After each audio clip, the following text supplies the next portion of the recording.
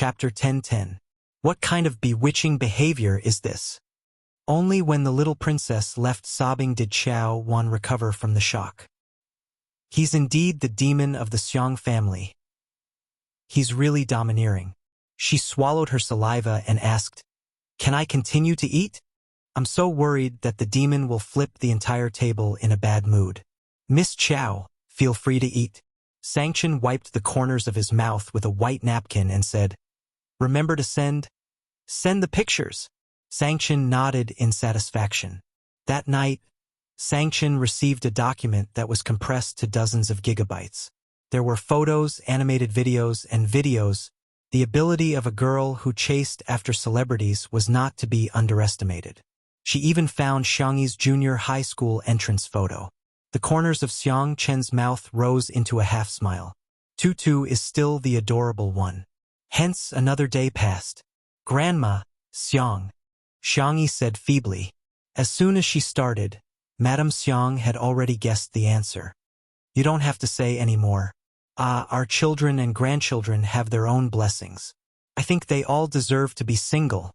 Each of them is more straightforward than the other, and each of them is more uninterested in women than the other. Grandma, maybe it's not fate yet. Maybe one day my brothers will all be single." Xiang Yi's voice was soft and tender, and her comforting words warmed Madame Xiang's heart. Madame Xiang stroked Xiang Yi's head affectionately and said, "Tutu is still the best. By the way, Wan is coming back from abroad." At the mention of Xiang Wan, Madame Xiang felt a headache coming on. "Tutu will go and pick Auntie up. Okay?" "Sure. Auntie sent me a plane ticket. She and Shui happen to be taking the same flight. I'll pick them up then." Xiang Yi's grandfather and Madame Xiang had 2 sons and 1 daughter in total. Xiang Yi's father died young, and Xiang Feng was a heartless clown. Xiang Wan, on the other hand, was famous for being a strong career woman. She ran one of the top jewelry companies in the world. Her brand, Chunyu, was popular all over the world. Every season, the new products would become the hottest brands in the world. The reason why Xiang Wan was so heartbroken was because of Xiang Wan's character. To put it nicely, she was a straight girl. To put it bluntly, he was a bar spirit. He was like the reincarnation of Archimedes' lever. Every time she returned to the old mansion, there would be a bloodbath. She was an existence that even Sanction, who was known as the Demon King, feared. 3 days later, Nanjing Airport, Xiangyi went out in casual clothes with no makeup on. She sat in the VIP lounge waiting for her aunt and boyfriend and knitted a scarf to pass the time. The girl's slender fingers were light and nimble, and the stitches were neat and exquisite. The wool ball grew bigger and smaller, and the scarf grew longer and longer. Even though she was sitting in the corner, the girl still had an attractive aura. Someone recognized Xiangyi and paced back and forth in front of the girl more than 10 times, hesitating whether to go up and say hello. After walking in front of Xiangyi for the 16th time, he finally mustered up his courage and said, "Sister E, hello. I am your fan. Can I take a photo with you?" Xiangyi said in a good-natured manner, "Sure." He heaved a sigh of relief and said, "Sister E, you're so nice." Just as she took out her phone, before she could take a photo, someone suddenly pushed her aside. It was an internet celebrity who was holding a phone stand and doing a live broadcast. "Wow, my babies. Look at how lucky I am.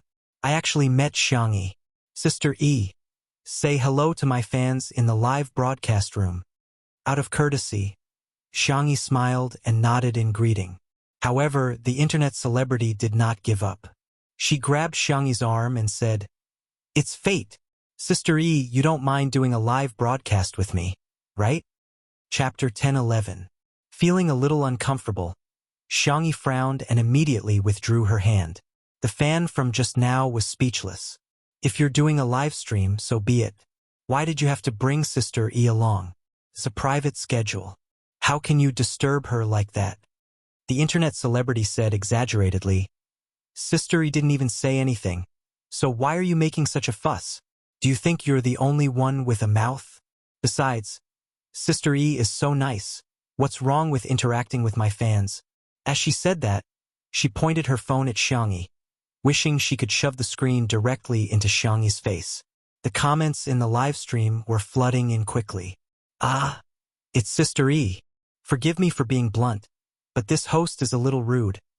Oh my god, the camera is so close, but she still looks so good. This is the difference between a celebrity and an internet celebrity. I'm sorry, could you please do a live stream somewhere else? Xiangyi persuaded in a gentle tone. The internet celebrity rolled her eyes and felt that Xiangyi was a pushover. She immediately made a decision. She was definitely going to go back on her word. In the past, her live stream would only have tens of thousands of viewers at most. However, after filming Xiangyi for a short while, the number of viewers had already reached hundreds of thousands. Xiangyi's super popularity was evident. Aya, Sister E, I just like you so much that I want to talk to you. Sister E, aren't you the most doting on your fans? Can't you satisfy such a small request? The fan was speechless. Are you Spicy Tutu? I think you're a fake fan. Why don't you tell me what Sister Yi's works are? The internet celebrity couldn't say. Apart from two under one roof, she knew nothing about Xiangyi. She looked around and said, Wow, Sister Yi's scarf is so good. Is it for sure Ingdi? Let me touch it. Xiangyi quietly dodged, causing the internet celebrity to stagger and almost fall. She said unhappily, Sister E is so petty. Isn't it just a scarf? I can't even touch it.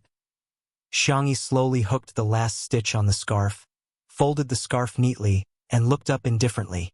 Her clear doe eyes seemed to reflect the moonlight, unbelievably beautiful. Miss, you don't want to leave? Meeting Xiangyi's eyes, the internet celebrity felt a little flustered. However, when she thought about popularity, she felt that it was not a big deal to gain attention and gain popularity. What could Xiangyi do to her? Could it be that they could still fight? When that happened, the netizens would definitely flame Xiangyi. Feeling emboldened, the internet celebrity retorted, Xiangyi, this is the VIP lounge. This is the treatment that I deserve after buying a first-class ticket. Xiangyi, are you trying to chase me away? Does he have any regard for the rules of the airline? Isn't he a little too self-centered? The Spicy Tutu girls were speechless. What kind of lotus flower speech was this? How infuriating. On the other hand, the netizens who were watching the show were extremely excited. Fight! Fight! Under everyone's gaze, Xiangyi said calmly, Okay, I understand. She lowered her head and seemed to have sent a message. Thinking that she was scared, the internet celebrity said, Sister E, it'll be bad if the netizens misunderstand you.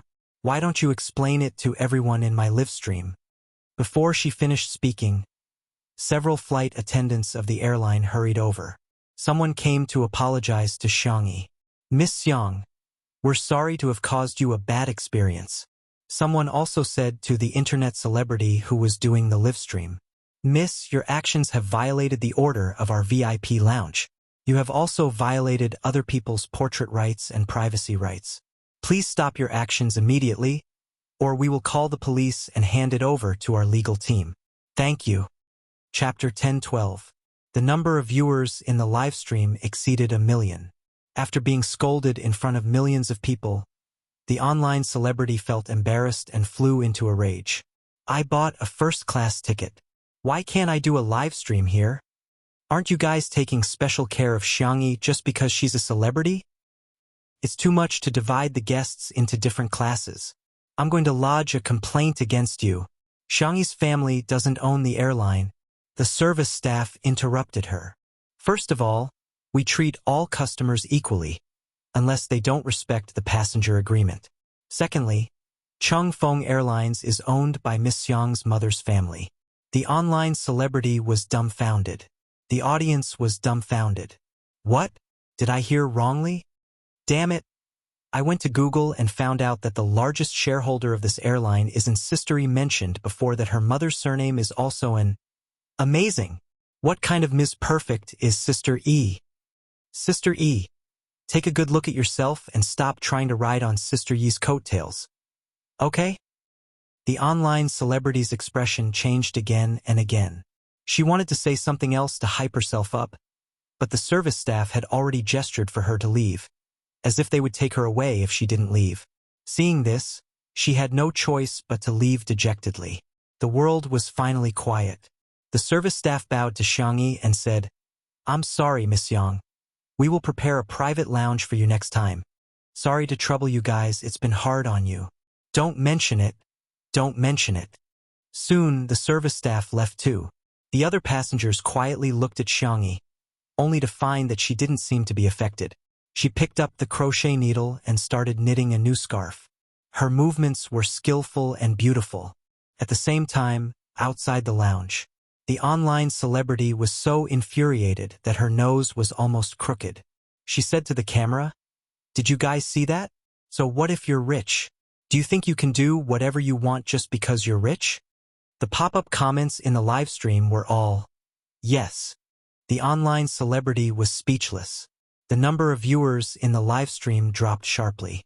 Without Xiangyi around, the netizens naturally lost interest in her. The internet celebrity quickly changed his train of thought to whet everyone's appetite. Isn't everyone curious about who Xiangyi is here to pick up? The scarf she knitted just now was pink. Do you think Shirlingdi will use a pink scarf? Out of curiosity, many of the audience stayed behind to see what she was going to say.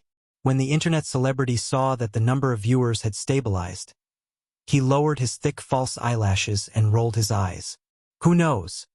Maybe she's here to pick up a little fresh meat. For example, Jiangchen, Yennai, Ronghuai, and so on. It's reasonable for young boys to use pink. Before he could finish speaking, a capable and venomous female voice rose behind him. "Miss, may I ask if you don't have a father or mother?" The internet celebrity turned her head abruptly, and the phone screen turned along with it. The audience saw a woman who was about 170 centimeters tall. She was wearing a camel-colored long windbreaker and a pair of black boots. She wore a pair of brown sunglasses on her palm-sized face. Her entire demeanor was elegant and outstanding.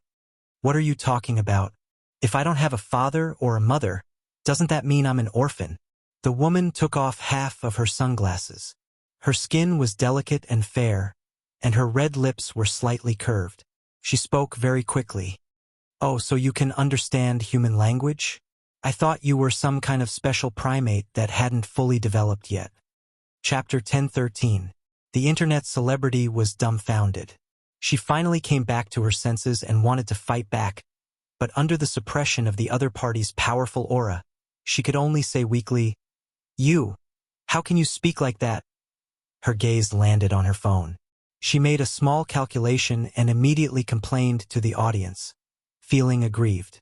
"My dear babies, look, this person is so uncultured. How can she say that about me?" Unexpectedly, there was a sudden change in the style of the comments. "Ah, pretty sister's looks are killing me. What kind of domineering sister is this? I love her. Pretty sister is too domineering. Please debut on the spot." The internet celebrity had mixed feelings. Is this the legendary world where looks matter? Xiang Wan sneered. "I really envy your face. It's so well maintained. Even a fly would sprain its ankle if it walked on your face, right?" The internet celebrity was speechless. "Lady, I don't know what I've done to offend you, but you're attacking me personally. If you insult me again, I'm going to hire a lawyer to sue you." "Insult you? Are you worthy?" Xiang Wan sized her up from head to toe. "You're bullying our little tutu because she's beautiful and soft-hearted.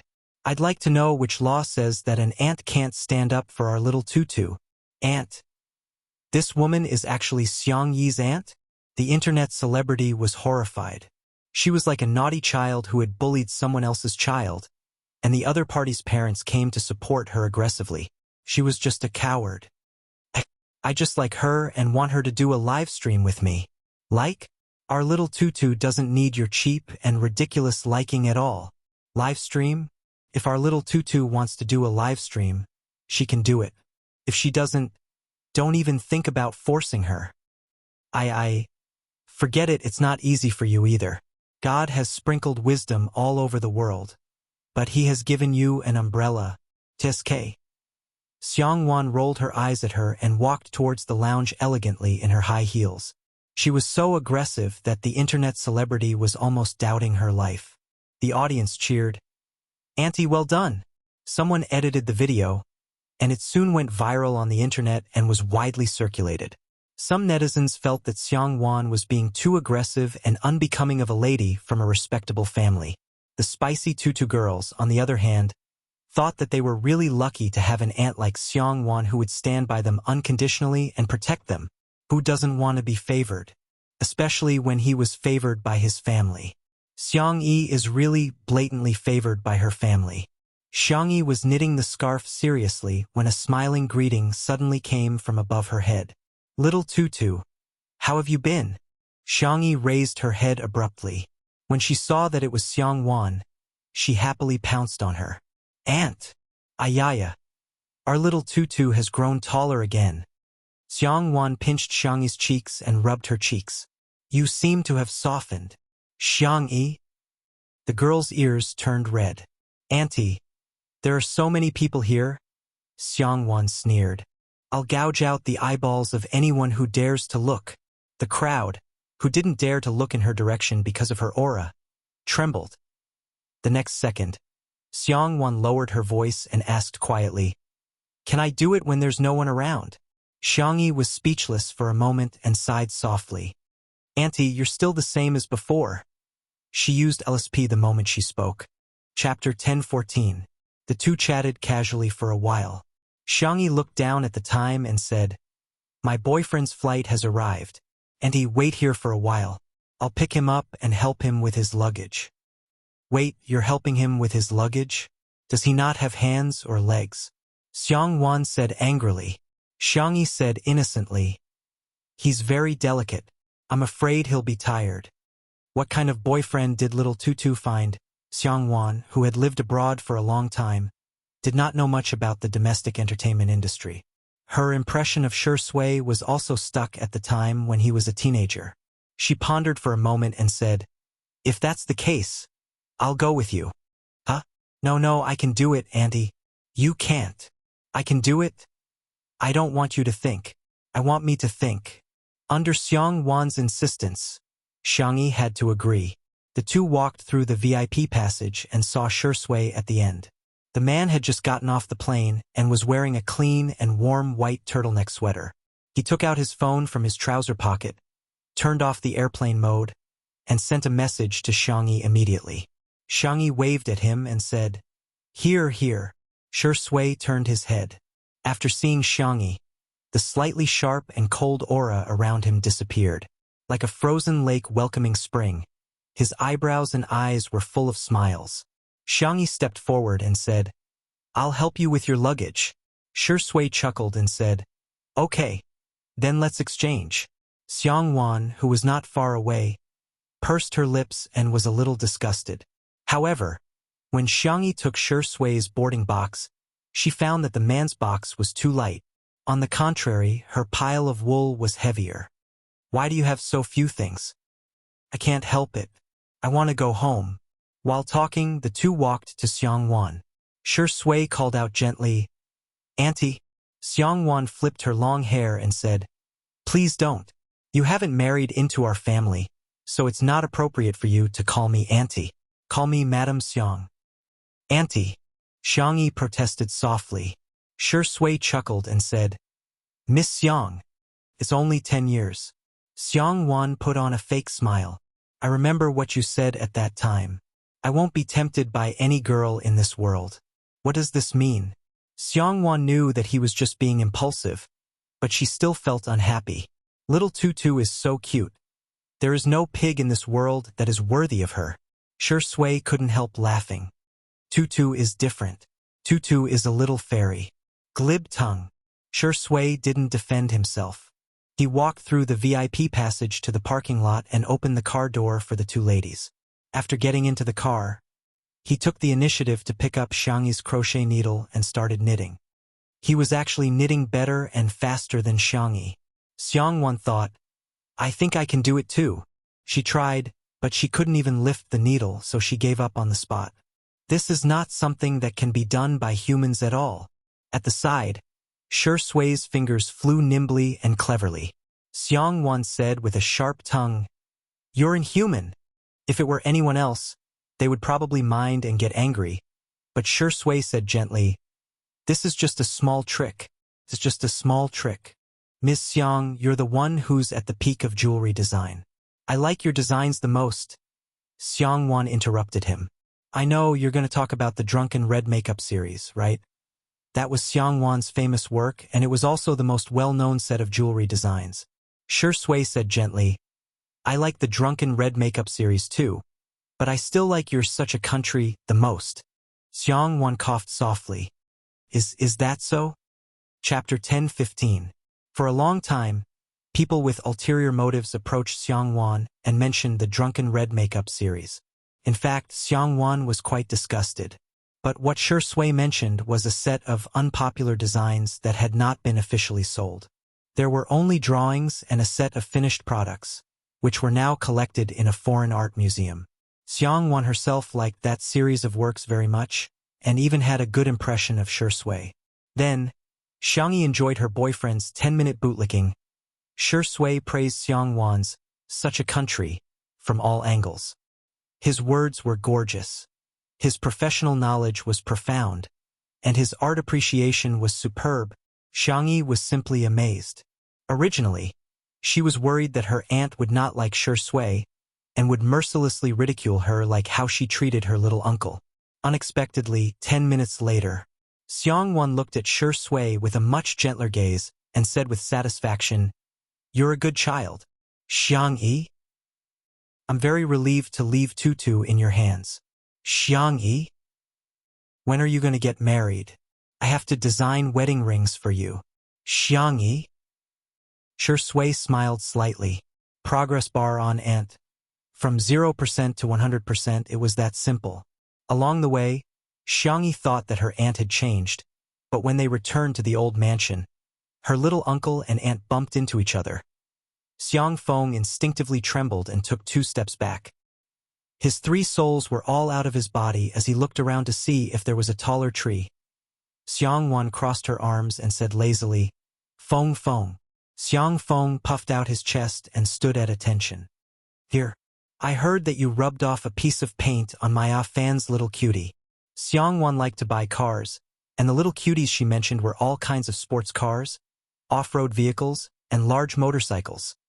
Xiang Feng said with a sad face, It's just a small piece, really? Sis, it's just a small piece. Xiang Wan hooked her finger. Come here. I won't.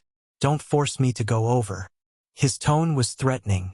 Xiang Feng inched to her side and caught a glimpse of Xiangyi and Shi Sui out of the corner of his eye. Sis, Lil Xiangyi and Shi Sui are still here. Ears. Sis, come over here yourself. Xiangyi tugged at Shi Sui's sleeve. Ahem. Maybe you want to watch the clouds with me? Shi Sui chuckled. My pleasure. Woo woo. Xiang Feng hunched over. The 1.8-meter-tall man pitifully put his ear in front of Xiang Wan. Xiang Wan grabbed it and turned on her machine gun mode. Did you grow your head to look taller?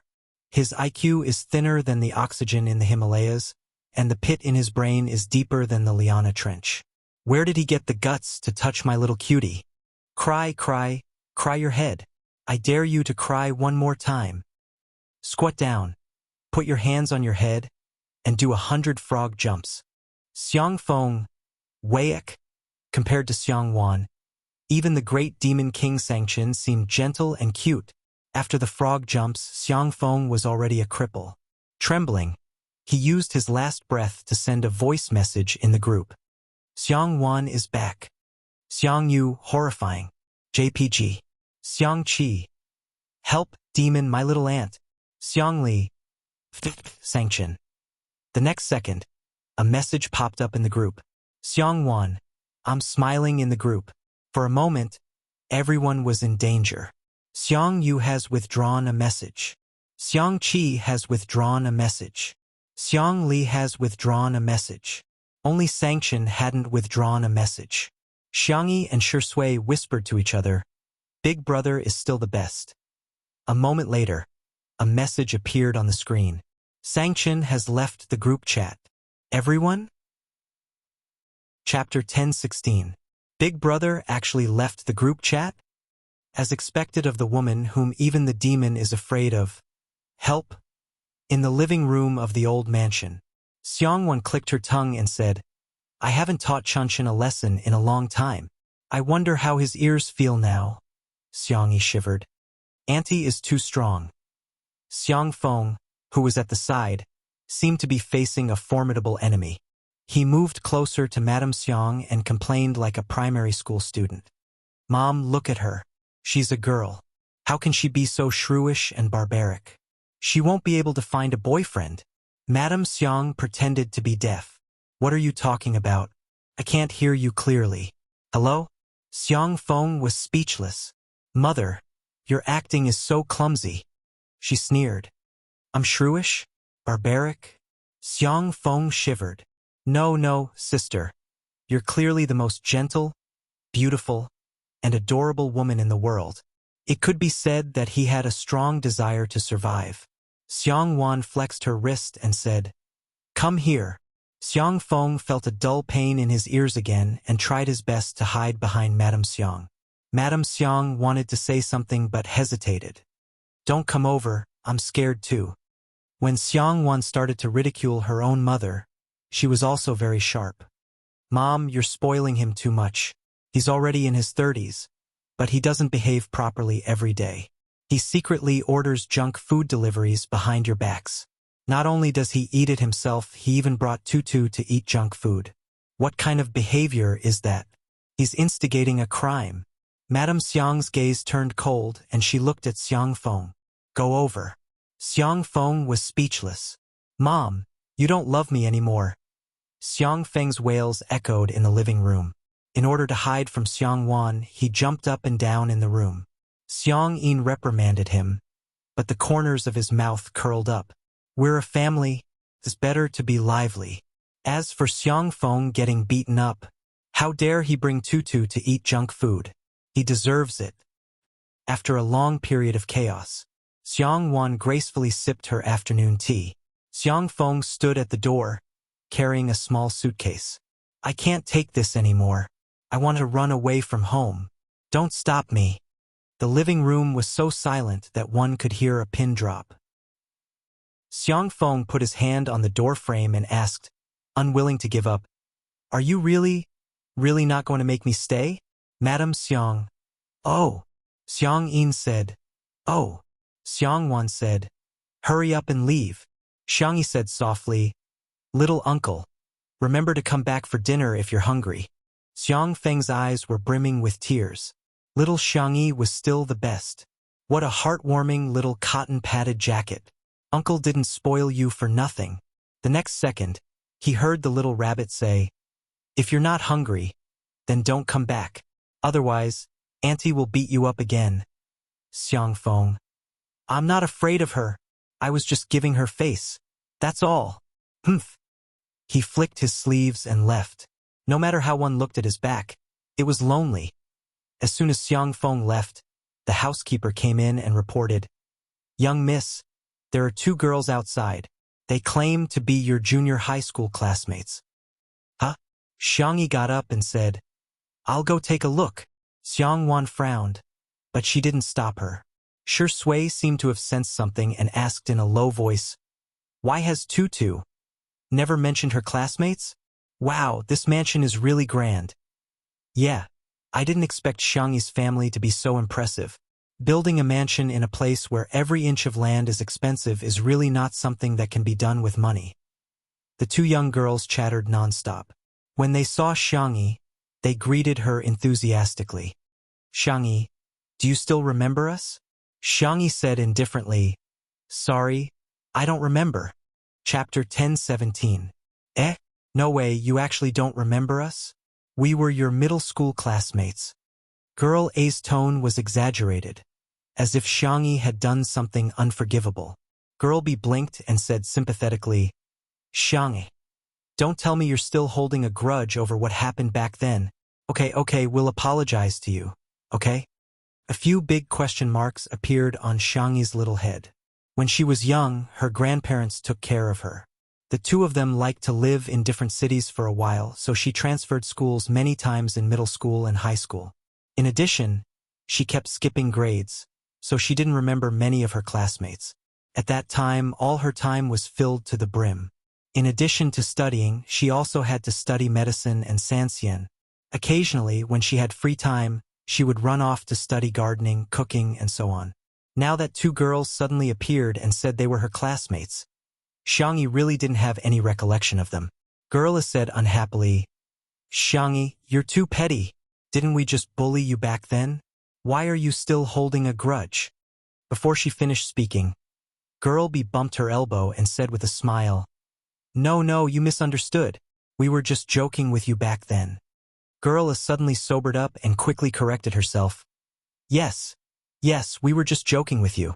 Do you have to hold a grudge over it for so many years?" Xiangyi's eyes were tired. She felt that it was better to knit a few more scarves than to waste time talking nonsense with them. "So, we're already here. Can't you even let us drink a cup of tea? Is this how the Xiang family treats their guests?" Girl A's words were meant for the housekeeper. She thought that the Xiang family's housekeeper would definitely be smooth and slick and take care of everything. He would definitely let them in. That way, the two of them would be able to bring up the matter of the invitation letter. Unexpectedly, the housekeeper was expressionless. "Young miss, are they really your classmates?" "I don't know either." Girl A was anxious. How could we lie about something like this? Girl B was more shrewd. She took out a school badge from her bag. "This is Xingyin Junior High School's badge. I've been keeping it." Xiangyi tried to recall. "I think I studied in that school for about a month." That's right. We're your classmates from the class next door." The butler was speechless. How could they be considered classmates? But then again, Little Miss was always bullied by her classmates in the past. Sigh, he really felt bitterly disappointed for Little Mississippi. "If that's the case, then come in and have some afternoon tea," Xiangyi said lazily as she asked the housekeeper to bring her half-knitted scarf. In the courtyard, a young girl yawned. She was lazy and sleepy, but the speed at which she knitted the scarf was very fast. Her white and slender hands fluttered in the wind, and it was pleasing to the eye. The butler served the three of them English tea and French desserts, bowed, and left. Gerla took a sip of tea and praised, "Xiangyi, your tea is so good. Wow, this dessert is so beautiful. Can I take a picture?" "Feel free." She took out her phone and kept taking selfies. She muttered that she would upload them to her WeChat moments later. Girl B secretly cursed her for being an idiot. She smiled at Xiangyi. "Xiangyi, I heard that your aunt returned to the country. According to tradition, she's going to hold a party. I want to ask, do you have any more invitations for us? Of course, it's fine if you don't. We don't want to cause trouble for you." Chapter 10:18. Xiangyi yawned, her doe eyes glistening with tears. No. Girl B's words were beautiful, but her eyes betrayed her. Her fingers unconsciously clenched the hem of her skirt. Girl A couldn't be bothered to take photos anymore. It's just 2 invitations. "Xiangyi, can't you just tell your aunt? We're classmates after all. Aren't you going to give us some face? Or are you saying you can't even get an invitation?" Xiangyi said, "Well, I can't. I'm useless. I can't get one." No way. How can you be so mean to yourself?" Girl A was impatient and wanted to say more, but Girl B kicked her calf under the table. She immediately shut up. "Xiangyi, do you still remember the Lover's Lake and the cherry blossoms at Xingyin High? A lot of people go there now." Girl B changed the topic as if nothing had happened. Girl A suddenly realized. So they're trying to play the emotional card. Thus, the two of them started to reminisce about their so-called youth with Xiangyi. As they chatted, Xiangyi casually asked a few questions and got the whole story. "Xiangyi, we didn't mean to ignore you back then." Yeah, we didn't mean to lock you in the bathroom. Besides, didn't you kick the door open yourself? We didn't mean to report you either. You received too many love letters and gifts, so you were targeted by the dean." Xiangyi fell into deep thought. Back then, was she bullied in school? In the living room, that's pretty much it. Tutu used to be bullied in school. Fortunately, She was slow and never thought that others were bullying her. Xiangwan blamed herself when she talked about the past. Xiangyi changed schools many times, but she never had any lingering feelings. At first, the Xiang family didn't think much of it, but later on, they found it strange. Seemed like she never had any friends. It wasn't until one time when Xiangwan secretly went to the school to see Bunny that she realized what Xiangyi had gone through. On the surface, Xiangyi was a popular figure in the school and was very popular. In fact, all kinds of cold violence, soft violence, and verbal violence emerged one after another. Xiangyi was very polite to everyone, but because she was too busy to socialize, she kept a distance from her classmates. In the eyes of her peers, Xiangyi was arrogant, cold-blooded, and condescending. Therefore, some people were like rats in the dark, secretly doing things that could not be exposed. Thinking about it now, Xiangwan still felt angry. Although she had already taught those scumbags a lesson behind Xiangyi's back, Lin Mengya knew that Lin Mengya was not a good person. Shi Sui pushed his glasses up with his fingers, the lenses reflecting coldness. He slowly stood up and walked towards the courtyard. Xiangwan thought about it and walked out with him. The two of them stood on the steps and heard the conversation of the three girls in the courtyard. Xiangyi, we were just joking back then. Now that I think about it, isn't it funny? Please don't take it to heart. Forgive us. Okay? Hearing this, Xiangwan couldn't take it anymore. She rushed forward in her slippers, and her flats gave off a swift and decisive aura. She quickly grabbed the hair of the two girls and said, "What are you doing? Joking? You guys look like a joke to me." "Forgive? Why should I forgive you? Who do you think you are? Your existence is probably to prove the validity of the biological diversity theory. Our tutu has my protection.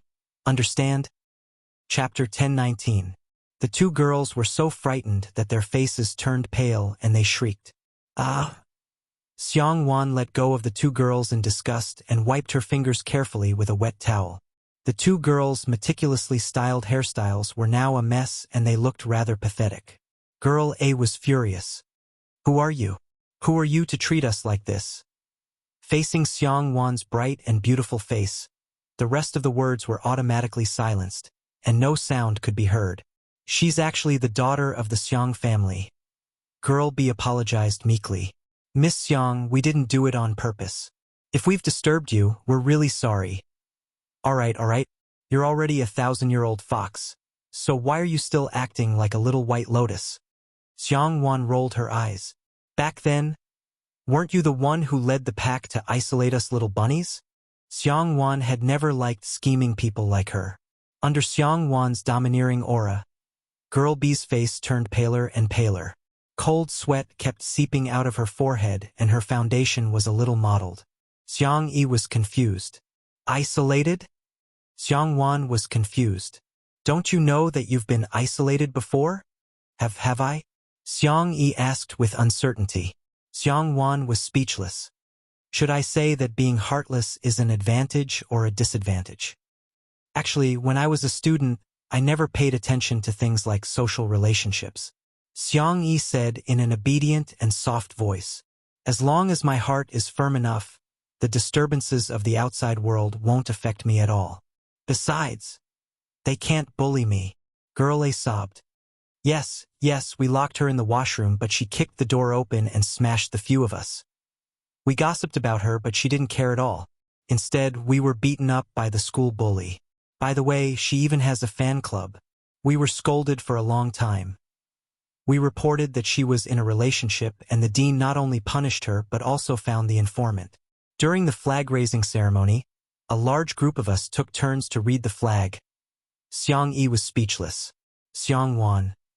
Listening to the girls' tearful complaints, those who did not know the truth would probably think that she was the one who was bullied. "Don't be an eyesore here." Scram. Xiangwan's sharp eyes swept over them, and the two girls trembled like quails. "You support me, I support you, and quickly leave." Xiangwan pretended that nothing had happened and wanted to go back to the living room, but Xiangyi grabbed her wrist. "Auntie." The young girl's eyes were curved and her dimples were shallow. "Didn't you say before that you didn't care about me at all? Then how did you know that I was bullied?" Xiangwan said stubbornly, "Heh, I don't care now." As soon as he opened his mouth, he sounded like an old tsundere from the Xiang family. "But you helped me teach them a lesson just now. Are you seeing things? Your aunt is already an adult. Do you think I'm the kind of person who would stand up for the younger generation and fight with a little girl?"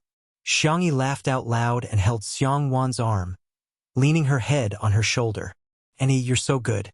She was so lucky to have such a family. On the surface, they supported her, but in the dark, they protected her so that she could grow up without any worries. Although she had lost her parents' love, she had received a lot of love. She inadvertently looked up and met Shui's gentle and clear eyes. The young girl's smile deepened. There was now one more person who loved her in this world. "Dad, Mom, you can rest assured." Chapter 10:20. A few days later, one of the directors managed to contact Xiang Yi through Director Yen and Li Jianyu's connections. "A live stream party?" Yes, the netizens are now very interested in the lifestyle of the wealthy. Of course.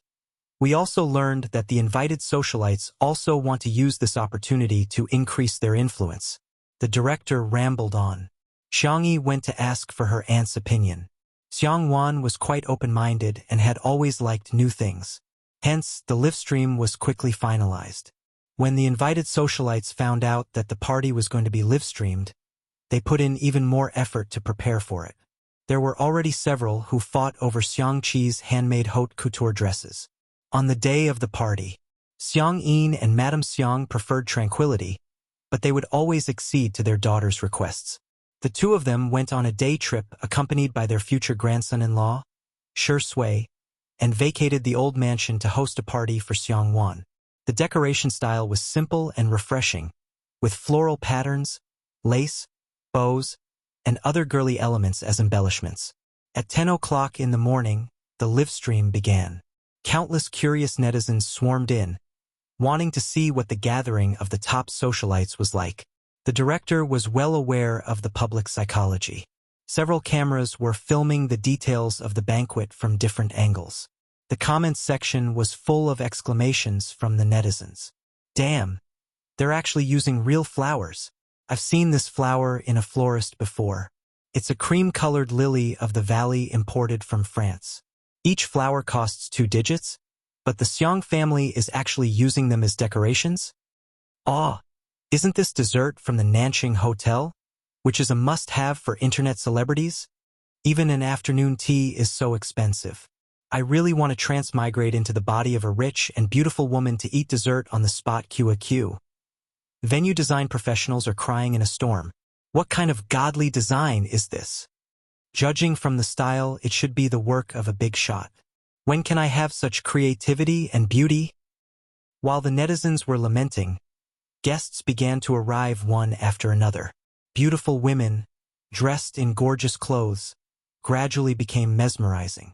The netizens began a second round of exclamations. "This gauze dress is so ethereal. Damn, isn't this Brandy's spring fashion show next year? Someone actually bought it now." Sure enough, a gathering of top socialites is even more impressive than a celebrity walking the red carpet. Even A-list celebrities have to beg to get their hands on a high-end set, but the entire venue is filled with. Of course, most netizens only had one thought. Sob, sob, sob, Sister E. Baby, where are you? Only God knew how difficult it was to catch a glimpse of Xiangyi. It was only then that everyone realized how blissful it was to watch Xiao Po's live stream. After waiting for a long time, there was still no sign of Xiangyi. However, the netizens were waiting for Xiangwan to appear.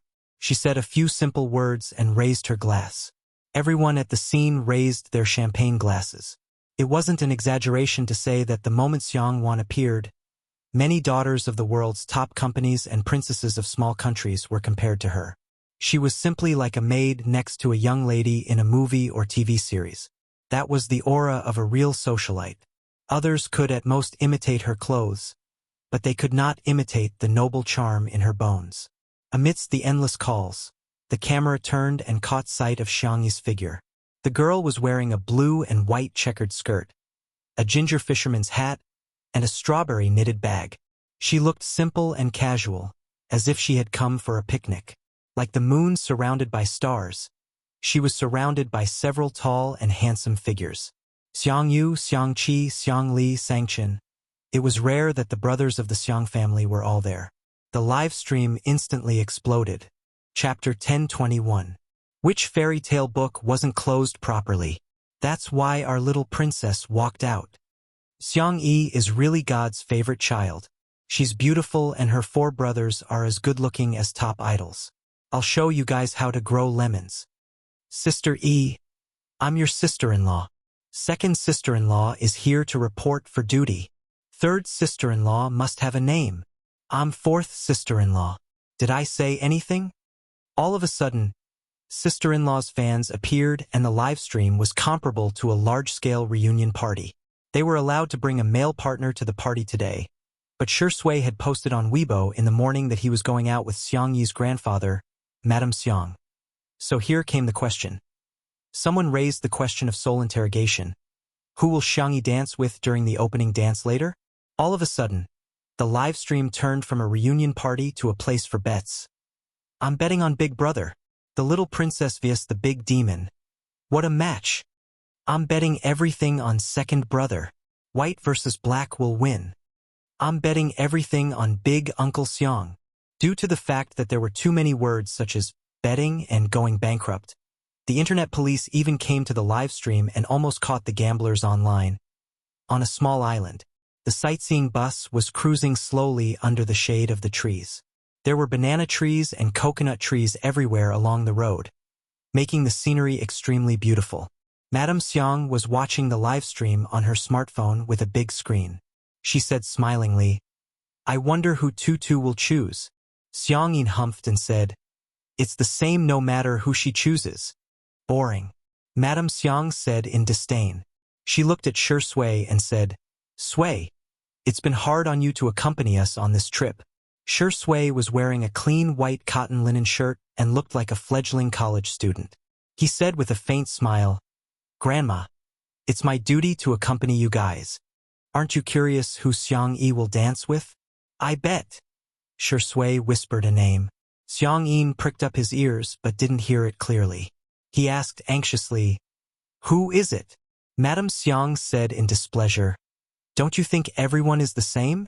Shui said at the right time, Grandpa, Grandma, why don't we make a bet? The loser will treat the winner to coconut. Xiang Yi didn't care about coconut, but when he heard about the bet, he immediately got excited. I'll bet on boss.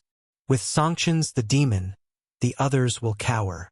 Old Mrs. Xiang said, I'll bet on second brother then. Xiang. S is Xiang Yi's. S name Xiang. T have Xiang Yi Xiang Yi. S name Xiang Titi name Xiang. At the party. Xiang is Xiang. Ts. S Xiang. Xiang to Xiang as well. To dance should be the Xiang. Although each invited socialite had brought a male partner, the opening dance was free to form a team, which added to the uncertainty. It made people look forward to it, but also made them feel uneasy. Hence, it became even more exciting. Xiang Wan was in charge of the opening dance, and as in previous years, she danced with Xiang Feng. Xiang Feng grimaced in pain, but he didn't dare to make a sound. He could only whisper aggrievedly, Sis, so many years have passed, but your dancing skills are still as good as ever. Huh. Xiang Yi gave him a meaningful look. Xiang Feng shuddered and said, You're still the same. You're getting better and better. Be good. I won't pull your ear today. Xiang Feng was extremely touched. Sister, you're an angel. Chapter 1022. The camera captured this scene and broadcasted it live. The netizens couldn't help laughing. Xiang Corporation's Feng, do you still remember that you're a domineering CEO? You even had your ears pinched by your sister. Shame on you. On the other side, the 4 brothers of the Xiang family were fighting over Bunny to dance. I'll go first. Why should you go first? I should be the one going first. Xiang Yu and Xiang Qi were fighting like rookies. Their fighting prowess was obvious, and the netizens assumed that they had already withdrawn from the competition. The real highlight was the game between the second brother, Xiangli, and the eldest brother, Sangchen.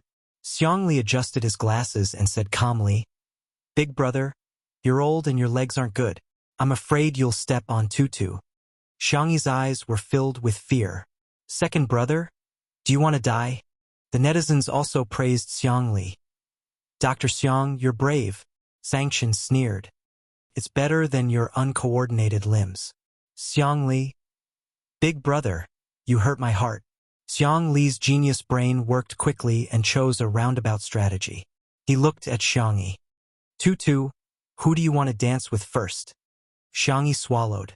"I think it's okay if we don't dance. I'm not that good at dancing." She wasn't being modest, but she really wasn't that good at dancing. "You have to choose." Then, Xiangyi's eyes went back and forth between the two brothers and finally landed on Xiangli. "Two." She wasn't afraid of stepping on second brother, but if she stepped on big brother's foot, Xiangyi didn't dare to imagine. Sangchen said calmly, "You can choose the person you like the most." Xiangyi. She swallowed the words second brother that were at the tip of her tongue. Xiangli said helplessly, "Big brother, you're being immoral." Sangchen sneered. "I don't need to be moral with you guys." Xiangyi, who was sandwiched in the middle, weak, helpless, and pitiful. Having too many older brothers was sometimes a problem. Suddenly, a beautiful figure entered Xiangyi's eyes. The girl's eyes lit up. "I choose her." Xiangli? ? Sangchen was confused. Everyone looked in the direction she was pointing. Song Chocho was holding a plate of desserts. As if realizing that something was wrong, she turned her neck and met for murderous gazes. "Oh ho!" Song Chocho was startled. Xiangyi had already run in front of her. The girl's slender arm drew a semicircle in the air, the standard posture of a man inviting a woman to dance. "Sister Song, may I invite you to dance?" Song Chocho's voice was sweet as she teased, "Are you using me as a shield?" Xiangyi revealed an awkward but polite smile. "Who asked me to like our tutu?" Song Chocho gracefully hugged Xiangyi and gave her a sweet wink. "Let's make it clear. I'll do the male step, and you'll do the female step." Xiangyi's ears turned slightly red. "Huh? The live stream viewers. Brothers and sisters. The new cult couple has appeared." As a result, the crowd watched as the two beautiful girls hugged each other and joined the crowd for the opening dance. Without a filter, the scene still looked like pink bubbles. The cameraman specially gave the Xiang brothers a close-up. The depressed expressions on their faces were so realistic. However, Song Chocho was their future little aunt. They could ignore their little uncle, but they still had to respect their little aunt. "Ha ha ha! Our tutu is so clever." Madame Xiang clapped and laughed. "Old man, hurry up and buy coconuts for Sway Sway." Chapter 1023. Xiang Yin looked like an old man on the subway who was staring at his cell phone. How did this happen? How did this happen? He couldn't figure out why the two girls could dance with their arms around each other, and why there were so many people cheering in the comments section. "Old man, you have to admit defeat." Xiang Yin pursed his lips and reluctantly paid for the drinks. Shi Sui inserted the straws one by one and handed them to Xiang Yin and Madame Xiang before picking up her coconut. "Thank you, Gramp." Xiang Yin drank a few mouthfuls of coconut juice and said earnestly, "Sway Sway." The way he addressed her made Shi Sui's hands tremble slightly, and she almost dropped the coconut. The waves in the distance were rolling, just like Shi Sui's mood at this moment. "Grandpa, huh? You'd better pay more attention in the future. We can't let other men abduct Xiang Yi. Similarly, we can't let other women abduct her either." Shi Sui couldn't help but burst into laughter. The feeling of being acknowledged and cared for seems to be pretty good. The dance was over. Song Chocho held Xiangyi's waist with one hand and gently pinched Xiangyi's little face with the other. Because of this action, the audience applauded loudly and the viewers of the live stream were in a frenzy. "Let's go to school together. When I was a child, I wanted to be an astronaut. When I grow up, I want to be an anthropologist." I can watch this face pinch 10 times. Sister Tian x Sister Tian. The sugar content is way over the line. Xiangyi skipped back to her brothers and reached out to Xiangqi. Xiangqi, my bag. The strawberry knitted bag on her back was stitched by Xiangqi with great care. Even the strawberry leaves were vivid and lifelike. Do you want it? Xiangqi waved the strawberry bag in front of her. Praise me with at least 200 words. Xiangyi was amused. Xiangyin, you're so childish. However, she still cooperated and began to suck up to him. Xiangyin, you're a stunning beauty and an immortal designer. You have a unique sense of aesthetics. Xiangqi beamed with joy and helped her carry her bag. Oh right, big brother, my phone. Xiangyi looked at her fourth brother, Xiangyu. Before the dance, she had given her bag to third brother and her phone to fourth brother. Xiangyu followed suit. 300 words. The girl hesitated for a few seconds before deciding to praise him. Big brother, you're the light of esports, the #1 sniper in the country. The way Big Brother fights, your every move is like a pictorial. After much difficulty, she finally managed to scrape together 300 words. Exhausted, the young lady finally took back her phone. She felt her mouth go dry, and suddenly there was a glass of lemon soda in front of her. Second brother is so gentle and considerate. Xiangyi raised her hand to take it, but Xiangli raised his cup and smiled like a spring breeze. It's my turn. Xiangyi. Ah, this? Xiangli lowered his eyelids.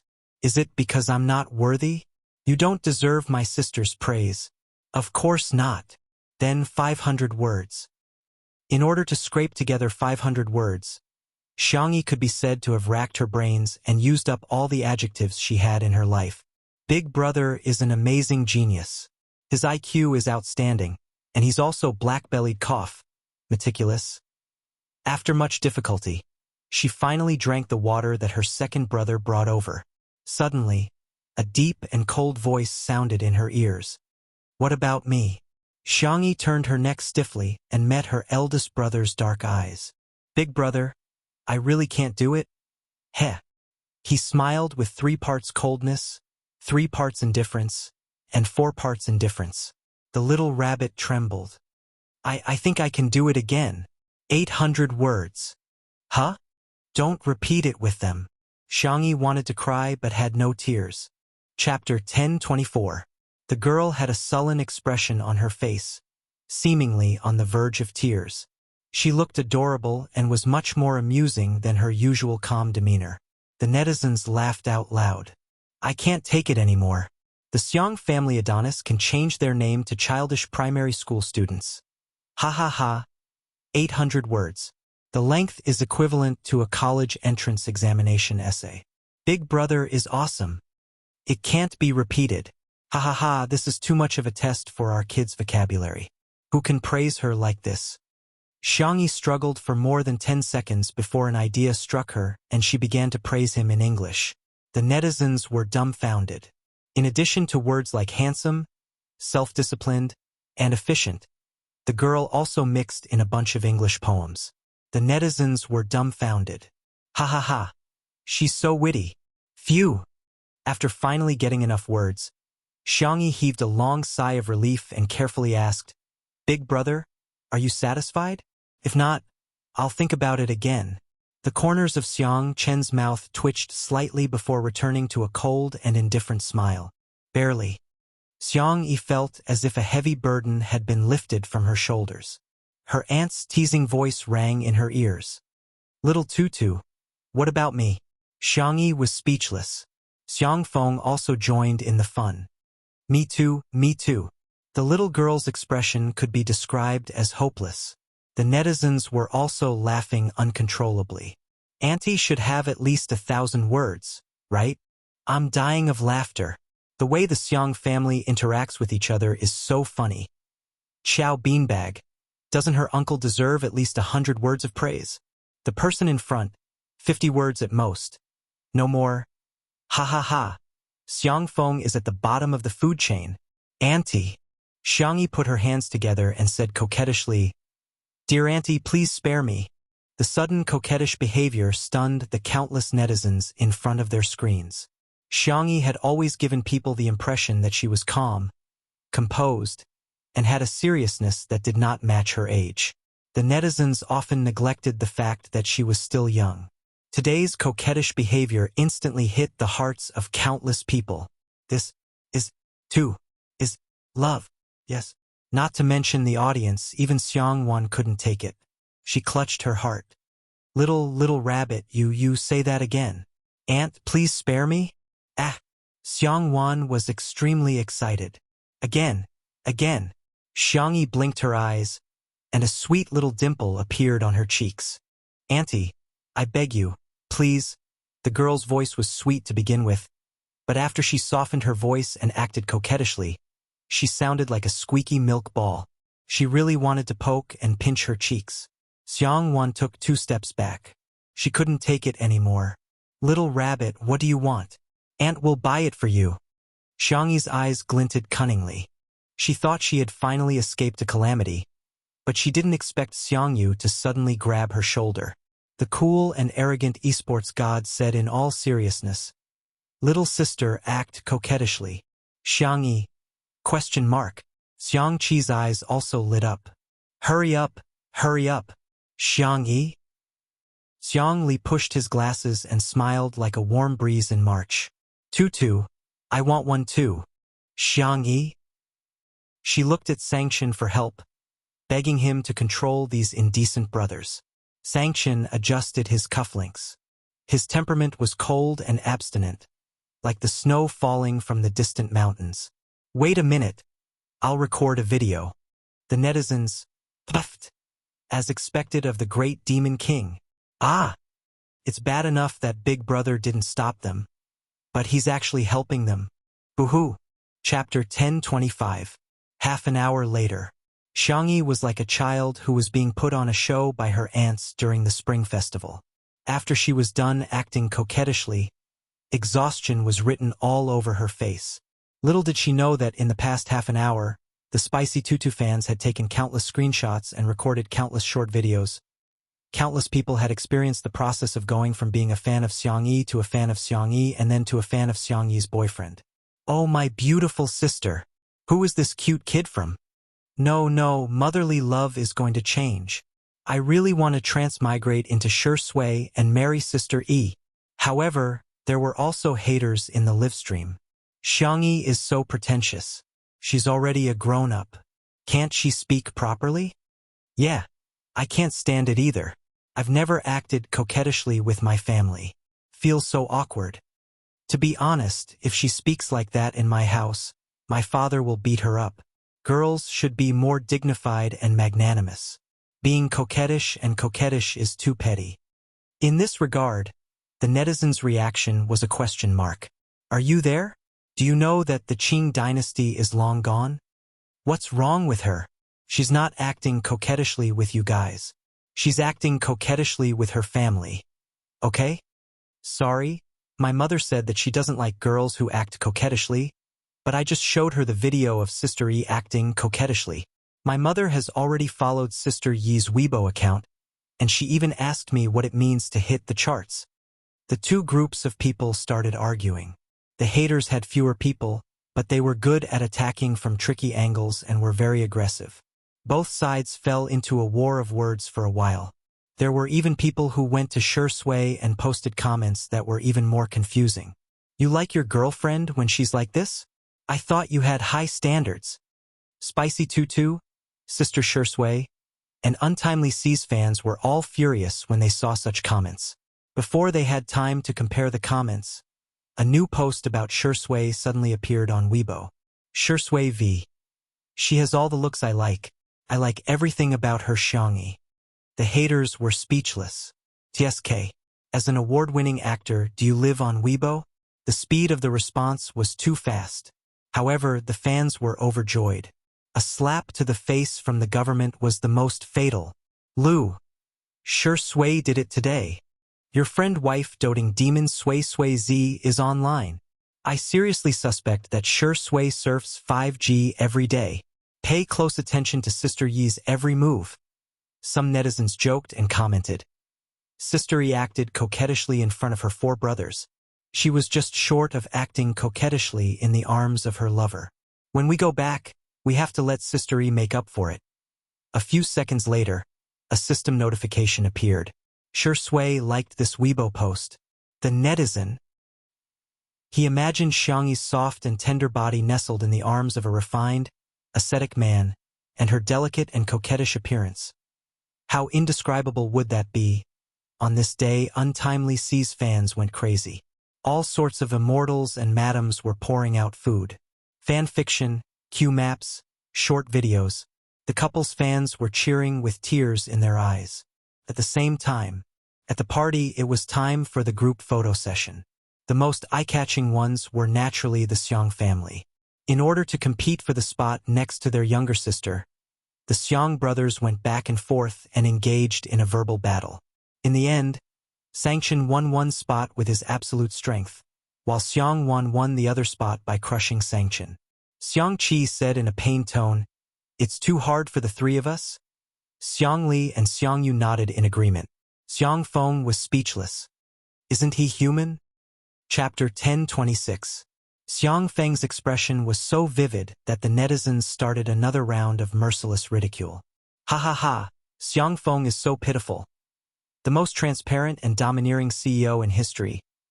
Xiang Feng's grandfather and Madame Xiang despised him, his sister pulled his ear, and his nephew forced him to climb up a tree. I suggest everyone post #XiangFeng is too hard hashtag on the public chat. Xiang Wan had hired several photographers, and each of them was at the level of a top fashion magazine's photographer. They could even take a group photo with them. The Xiang family was so good-looking that they looked good in all the photos. Everyone had their photos taken individually, and they had also taken a group photo, and so on. Okay. Next is the group photo, Miss Xiang. Why don't you stand in the middle? The netizens also felt that given Xiang Wan's status, she was the most suitable person to stand in the center. Out of everyone's expectations, Xiang Wan flipped her curly hair. She had always been sharp-tongued, but today, her tone was exceptionally gentle. Xiang Yi should be the one standing in the middle. That had always been a tradition of the Xiang family. The Xiang family would take a family photo every year. For the past 2 years, Xiang Yi had been standing behind Xiang Feng's grandfather, Madame Xiang. When Xiang Yi was a child, Xiang Feng's grandfather, Madame Xiang, would hold her in his arms for the photo. The photographer was secretly surprised, but he remained calm on the surface. Let's get started then. Let's take a traditional photo first and then a more interesting one later, okay? The shutters clicked, and the netizens in front of the screen were also frantically taking screenshots. The screen was filled with good-looking men and women who were comparable to the top celebrities in the entertainment industry. The fans who were obsessed with good looks were about to faint. Every frame could be used as the cover of a magazine. In particular, Xiang Yi, who was in the middle of the crowd, was young, but her facial features were gradually maturing, and she vaguely had the aura of a great beauty. This family is so good-looking. Xiang Feng's grandfather, Madame Xiang, was also super good-looking.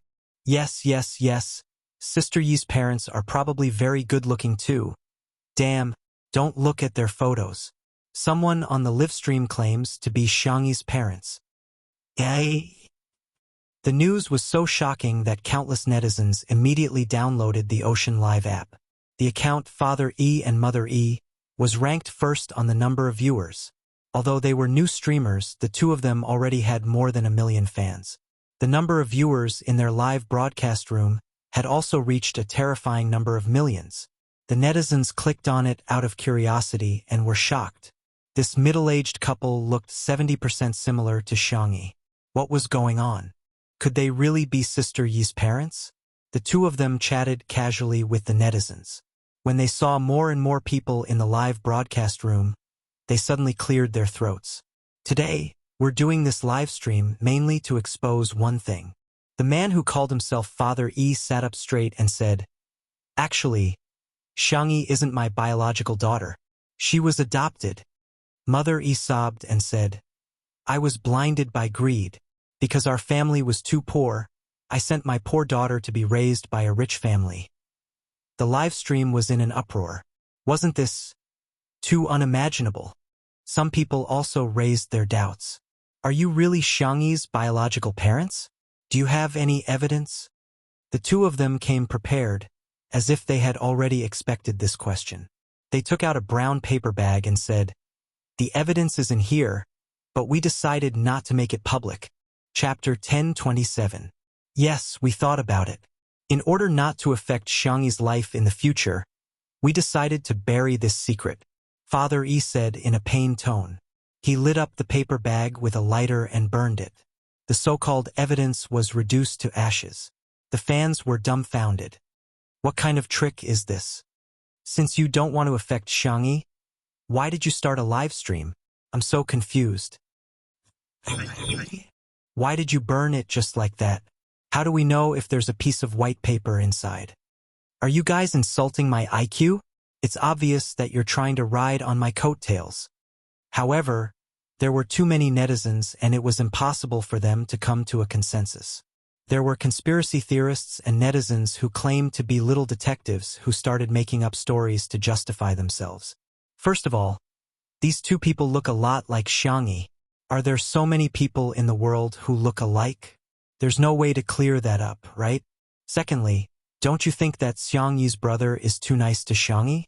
Maybe he doesn't treat her as his sister at all, but as a child bride. Thirdly, the fact that they burned the evidence shows that the two of them are very close to Xiangyi. Otherwise, if they just made it public, Xiangyi wouldn't be able to continue being a rich and beautiful woman. Lastly, I want to say that Xiangyi is probably from a wealthy family just by looking at her face. There's no way she's destined to be rich and powerful, everyone. Welcome to plus XXXX fortune-telling for only 200 yuan. Some radical netizens even felt that they had been deceived by Xiangyi and went to Xiangyi's Weibo and livestream to denounce her. There were also people who frantically tagged the director in charge of today's livestream and asked him to interview Xiangyi. After watching the middle-aged couple's livestream, the director was speechless. How can anyone believe such clumsy acting skills? Asking Sister E to clarify things would be an insult to Sister E. He told the staff, "There's no need for that, the innocent will know." A few nosy socialites quickly surrounded Xiangyi when she went to the buffet area. "Sister E, sorry to disturb you, but we have a question for you," Xiangyi said good-naturedly. What happened?" "Well, did you watch the live broadcast? The two of them said that they were your biological parents." Xiangyi looked at the screen and saw a pair of unfamiliar faces in the live stream. She said indifferently, "No." Various netizens began to overinterpret her expression. She's using nonchalance to cover up the turbulence in her heart. The more a liar is exposed, the angrier they will be. The more a guilty person is questioned, the calmer they will be. This was all based on psychology. 2 words. Faking it. In another livestream room, after Father and Mother E received the notification, they suddenly started acting as if they had been possessed by a drama queen. Mother E covered her face and wept. "It's my fault for being useless. That's why my daughter has to lead a wandering life." Father E thumped his chest and stamped his feet. "Daughter, come back. I can't give you riches and glory, but I can still provide you with 3 meals a day. Are you coveting the Xiang family's gold, silver, and jewels and looking down on your own parents? You don't want to provide for the two of us when we're old? Daughter, you're being unfilial." The two of them cried and acted well. Some netizens who had poor judgment believed them, especially the middle-aged and elderly netizens who were sensitive to the topic of unfilial piety. They were so affected that their eyes turned red. In the buffet area, Xiang Feng, who was stuffing macarons into his mouth, turned around and cursed, "What the hell? How dare you slander our little bunny? You're trying to kill her." Xiangyi, who didn't take it seriously at all, was distracted by the menu for dinner. Shrimp? It tastes better with steamed eggs. The socialites were dumbfounded. Chapter 1028. Xiang Feng was stunned for a moment and was led astray by Xiangyi's train of thought. Actually, pig's heart tastes good too. Pig's heart soup is always divine. The socialites. Come on. Why are you two talking about food? In the live stream, uffed, I spat a mouthful of water onto the screen. I realized that Uncle Xiang really has a gift for being a comedian. He's so funny. Little muddle-headed Xiang Yi is so cute. Come on. Mommy will cook shrimp and steamed eggs for you. One of the socialites deliberated over her words and said carefully, Sister E, are these two trying to gain popularity? Someone else said, Ah, the innocent knows they're innocent. Why bother arguing with such people? People these days are really shameless for the sake of traffic and popularity. Xiang Yi nodded slightly. Thank you for the reminder. I'll deal with it as soon as possible. At this moment, the two people who were live streaming were crying even harder. Mother E said, Oh God, how did I give birth to such a heartless daughter? You've enjoyed all the glory, wealth, success, and fame, but you don't even acknowledge your biological parents. Father E patted her on the shoulder. It's okay, we'll just pretend that we never had this daughter. The rational netizens felt that there were many loopholes and suggested that the two of them produce evidence. Their eyes flickered, revealing a trace of guilt. They weren't Xiang Yi's biological parents. They were just two extras hired by the marketing department of Dehai Livestream. The reason why they spared no effort in acting was that Dehai Livestream had promised them a house and 100,000 yuan in cash as long as they put on such a show. In just a short while, the number of downloads of the Dehai Livestream app soared and successfully took away the traffic of Xingshan Livestream. Seeing the two of them stammering and not saying anything for a long time, more and more netizens became suspicious. I keep feeling that there's something fishy. There's no evidence, and they even burned the so-called evidence. Whoever believes them is an idiot. Even if they're her biological parents, the disgusting ones aren't Sister E, but this couple. They abandoned their daughter first, and now that she's popular, they're reuniting with her? I think they just want money. At the venue of the party, Xiang Yi walked up to her brother and said a few words. The camera was a little far away this time, so they couldn't hear their conversation clearly. However, the crowd had witnessed the great demon king unleashing his aura. Through the screen, the overwhelming aura seemed to crush everything in the world. Countless people held their breaths, not daring to make a sound. Sanction took out his phone and dialed a number. Under the strong cheers of the audience, the director boldly moved the camera closer to the Xiang siblings. The sound recording device captured the conversation between the two. Xiang Yi, brother, if I'm really not mom and dad's biological daughter. Sanction interrupted her. Don't make such an impossible assumption. I'm just saying. The cold and steady man was silent for a few seconds. Suddenly, he raised his hand and patted his sister's little head. Blood ties are not the only thing that binds people together. Even if we are not related by blood, nothing will change. You will always be my only biological sister.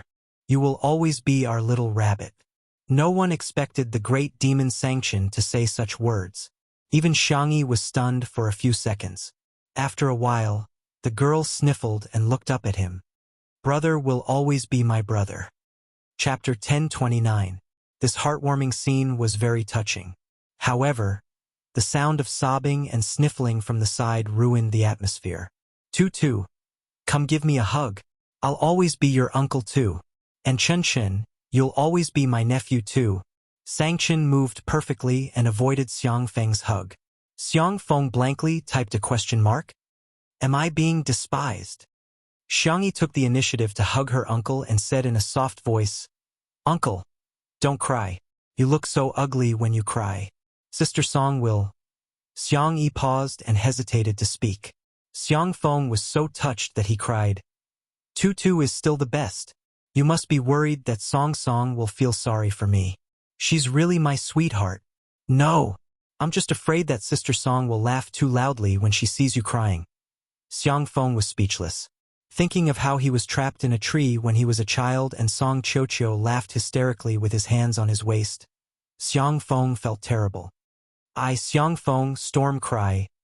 After comparing the two live streams, most netizens came to their senses. At first glance, it was just a farce. However, there were also a small number of stubborn netizens who believed the words of Father E and Mother E. As public figures, shouldn't filial piety be the top priority? Giving birth to a child is better than giving birth to a child. Parents giving their child life is the greatest kindness. The child must repay the kindness. I don't believe there are parents in this world who don't love their children. On the contrary, children don't know how to repay their parents. Be filial to your parents. Especially Xiangyi. She's a negative example. On the internet, information often spread quickly. Many people had forgotten that what they could see was often what others wanted them to see. He didn't even know that he was being used as a tool. On the live stream, Father E and Mother E acted for a while, repeating the same lines over and over again. The netizens began to get tired of the aesthetic. Are there any more new melons? No more. The marketing department of Ocean Livestream was already prepared. They made a gesture, and the middle-aged woman who played Mother E understood.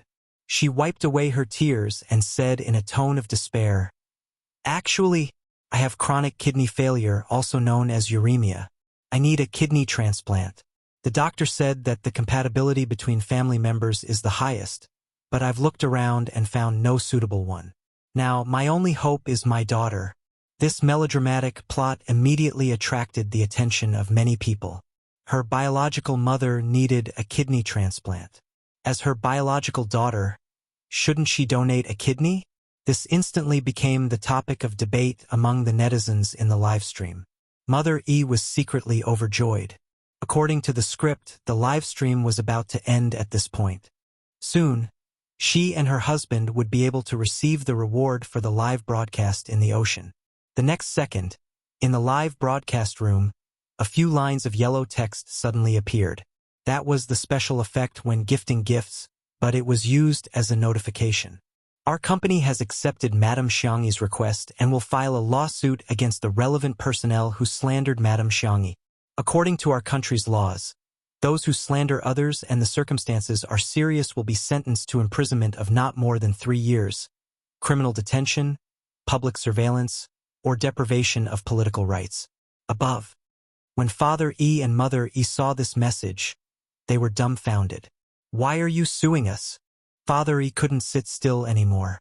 He stood up abruptly and said, "The contract didn't say anything about this. The staff wanted to stop them, but it was too late." Mother E immediately threw a tantrum. "Then we're not acting anymore. Is there anyone like you? There's no justice in this." Chapter 1030. Whoosh. The staff of Ocean Livestream hurriedly cut off the livestream. The livestream went dark, but the netizens' comments exploded. Acting? Contract? Who did they sign the contract with? Is it Ocean Livestream? Hey, I originally thought this drama was boring, but now I'm not sleepy anymore. A senior executive of Ocean Livestream called and yelled, "Who turned off the livestream? I'm asking who turned off the livestream. What's the difference between this and a guilty conscience?" The staff member said weakly, "Then we're thieves." The senior executive was speechless. "Hurry up and get out of here."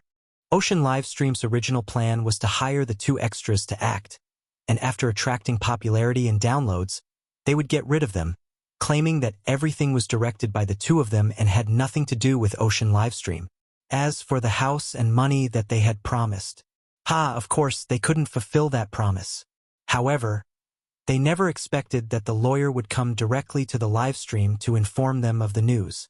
What was even more unexpected was that the 2 actors had betrayed them and betrayed them. Ocean Livestream fell into chaos, and the major departments hurriedly held meetings to discuss how to deal with public relations. Unfortunately, their public relations were far slower than the speed of the netizens' gossiping. At this moment, public opinion actually backfired. I'm laughing my head off. This should be the funniest scene in the industry. Ocean Livestream, don't show your face. It's already been uninstalled. There are thousands of livestream apps. If one doesn't work, let's switch to a smile. I'm so angry. The elders at home believed it and even wiped their tears, but it turned out to be a scam. I'll never use any of Ocean Livestream's products again. The netizens' anger towards the 2 scammers and Ocean Livestream all turned into pity and love for Xiangyi. Everyone flocked to the livestream of the party. Some sent gifts, some left messages to comfort her, and most silently supported her with their actions. Those who didn't have the Xingqian livestream app went to download one. Hence, something happened that made Ocean livestream vomit blood. The number of downloads they had attracted was less than the number of downloads after the incident. On the other hand, the number of downloads of Xingqian livestream skyrocketed, leaving Ocean livestream in the dust. The technical department of Xingqian livestream even posted an emoji on Weibo, salted fish winning. Their hatred had been raised to the max. It also attracted a lot of praise from the netizens. Coincidentally, it was time for a group photo at the party. Xiang Wan had never participated in any photo shoots, and Xiangyi was nowhere to be found. The socialites were fighting for the center position, and they were all fighting each other.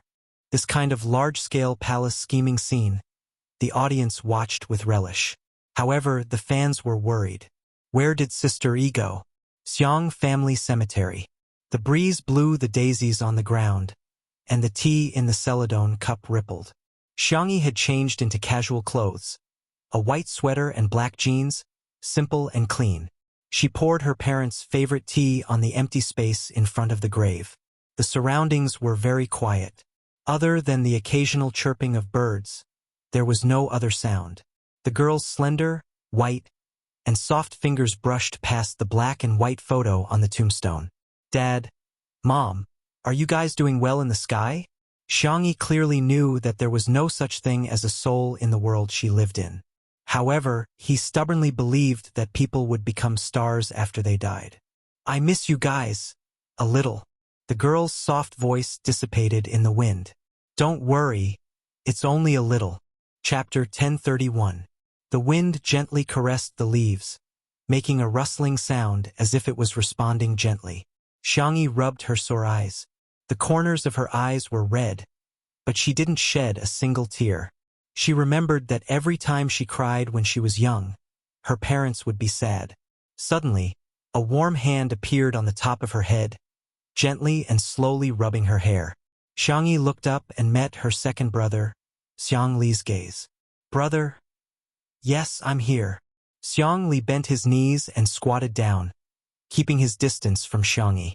His amber eyes were reflected behind his thin glasses. Do you want to cry? Those eyes were usually filled with data and formulas, but now there was only a gentle glow. When her brother came, Xiangyi felt her nose sting even more, but she still shook her head. Although I really want to, I can stop crying. Xiang Li was speechless for a moment.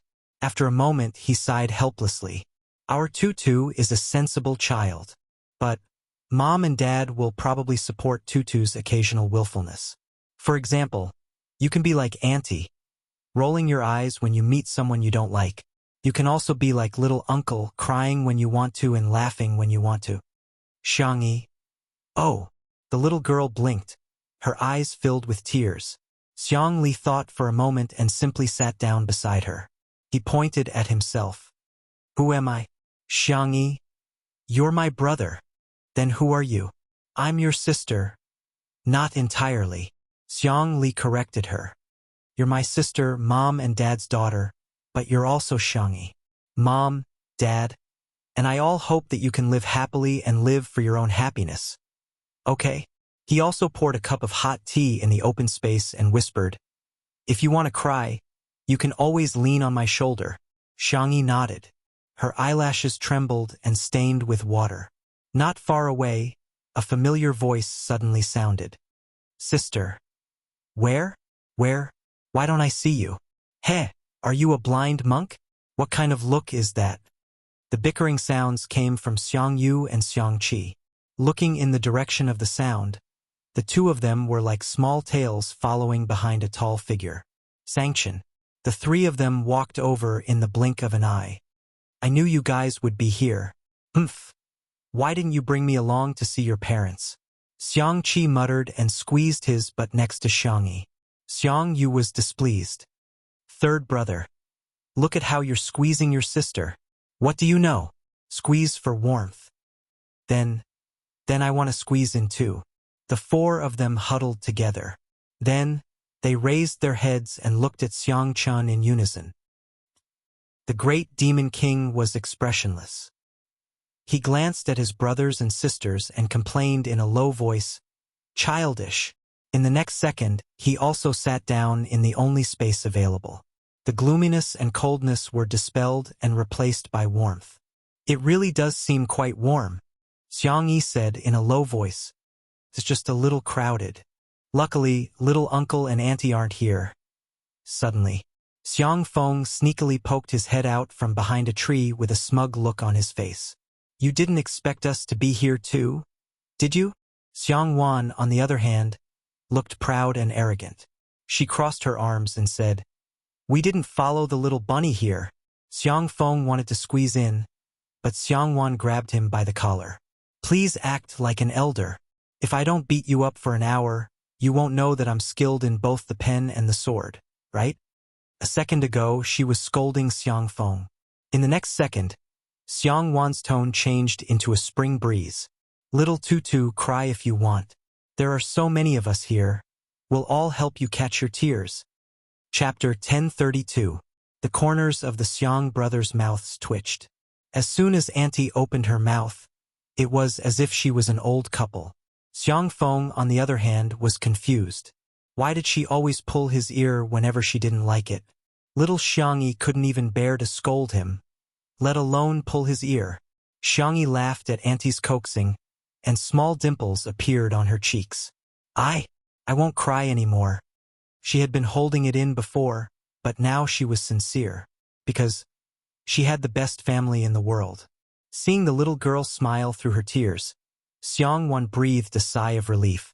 She was almost about to perform the traditional act of violently beating up Xiang Feng to coax the little rabbit. "Since you're here, you guys talk to Mom and Dad. I'll take Feng Feng to the orchard in front to see if the dates are ripe." Xiang Feng instinctively trembled.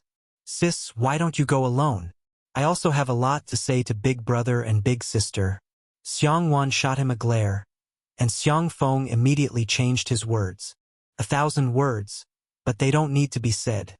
Accompanying Big Sister is the most important thing. The silhouettes of the siblings gradually disappeared into the distance. The Xiang siblings were silent for a while. Xiang Yu took off his cap, revealing his handsome face.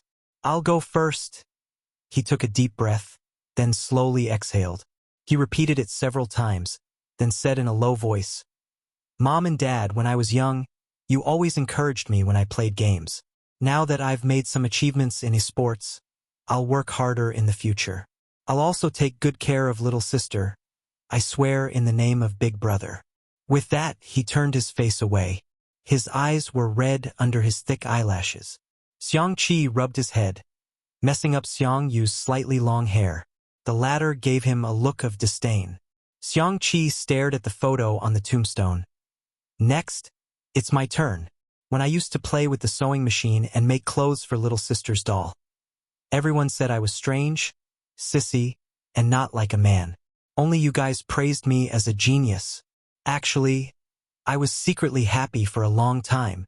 It was you guys who gave me the courage to do what I love. Leave little sister to me." Xiang Qi patted his chest.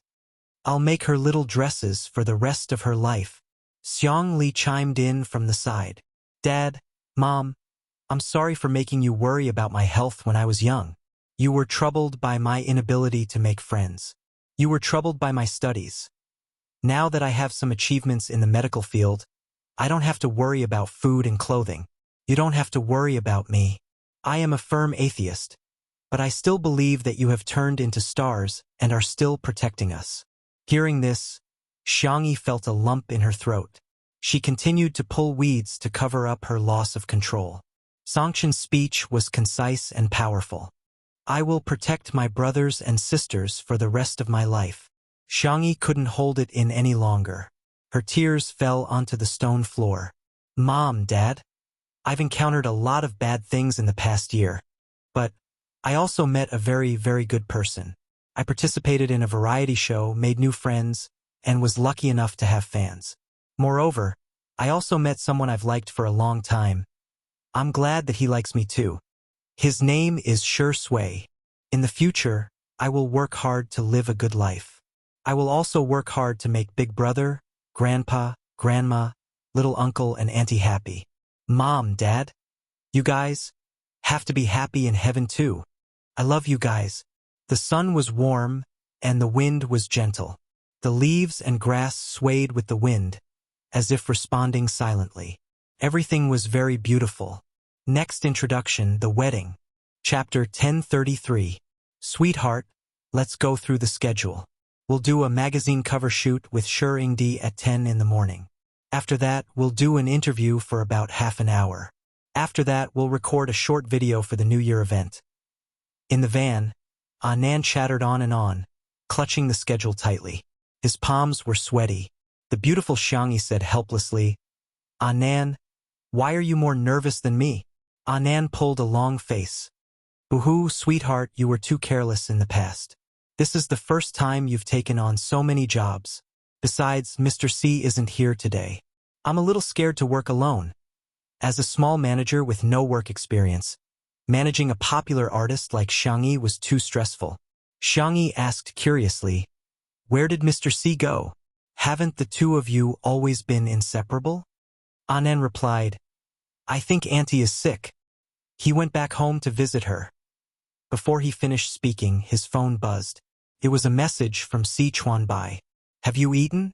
I'm already at home. Anand quickly typed, is Auntie okay? Do you want to bring her to Nanqing? The medical resources here are better. I can help you contact a doctor. Si Chuanbai, it's a lie. Madam Hong is fine. She just tricked me into coming back for a blind date. Anand, then don't let Auntie down. Go shopping with Auntie and have afternoon tea with her friends. Give her some face if you find someone suitable. Hurry up and meet her. You can't be single forever. There was no reply for a long time. It wasn't until Anand accompanied Xiangyi into the dressing room that he received two strange messages from Mr. C. I didn't want to ask at first, although we've known each other for so long. But it's fine. Do you want me to go? Anand was baffled. Mr. C had always been a very opinionated person. He was highly efficient and made decisions swiftly and decisively. He was completely different from a procrastinator like him. Why would he come to ask for his opinion?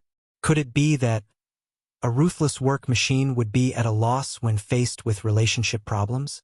Anand pressed the voice button and said, Mr. C, I think you should muster up your courage and challenge yourself. I believe that with your qualifications, as long as your blind date isn't too weird, they will definitely be very satisfied with you. Mr. C, let's go. Oliver, give me. This time, Si Chuanbai replied with an ellipsis. Anand stared up and down, left and right for a long time, but he still couldn't figure out the meaning of the punctuation. He was a flunky who had poor reading comprehension since he was young. He was so worried that he scratched his head. There was only one question in his mind. Why was Mr. C like this? Good girl, can you help me take a look at what Mr. C is trying to do? Sure. Xiangyi finished reading their conversation and felt sympathy for Si Chuanbai. What's wrong? Was there some kind of mystery behind it? Or is there a hidden meaning? Xiangyi reminded him tactfully. Well, just take it literally. Anand stared at him again. All of a sudden, the fog in front of him seemed to have cleared up, revealing the moon. Anand was suddenly enlightened and slapped his thigh. I got it. Xiangyi's eyes lit up. She was ready to be a couple on the spot. However, she heard Anand say confidently, like Sherlock Holmes solving a case. That's a hidden sentence. The first part of Mr. C's sentence is you're an idiot. That's too much. Chapter 1034. Xiangyi's cherry lips moved as if she wanted to say something but stopped. Have you ever thought that Mr. C actually has feelings for you? At this moment, someone knocked on the door. Teacher Xiang, I'm today's makeup artist. Is it convenient for you to come in now? It was inappropriate to talk about this topic in front of outsiders. Let's talk about it later. Please come in. The makeup artist pushed the door open and entered with a few assistants behind her. Teacher Xiang, feel free to communicate with me if you need anything. Everything we do is for today's shoot.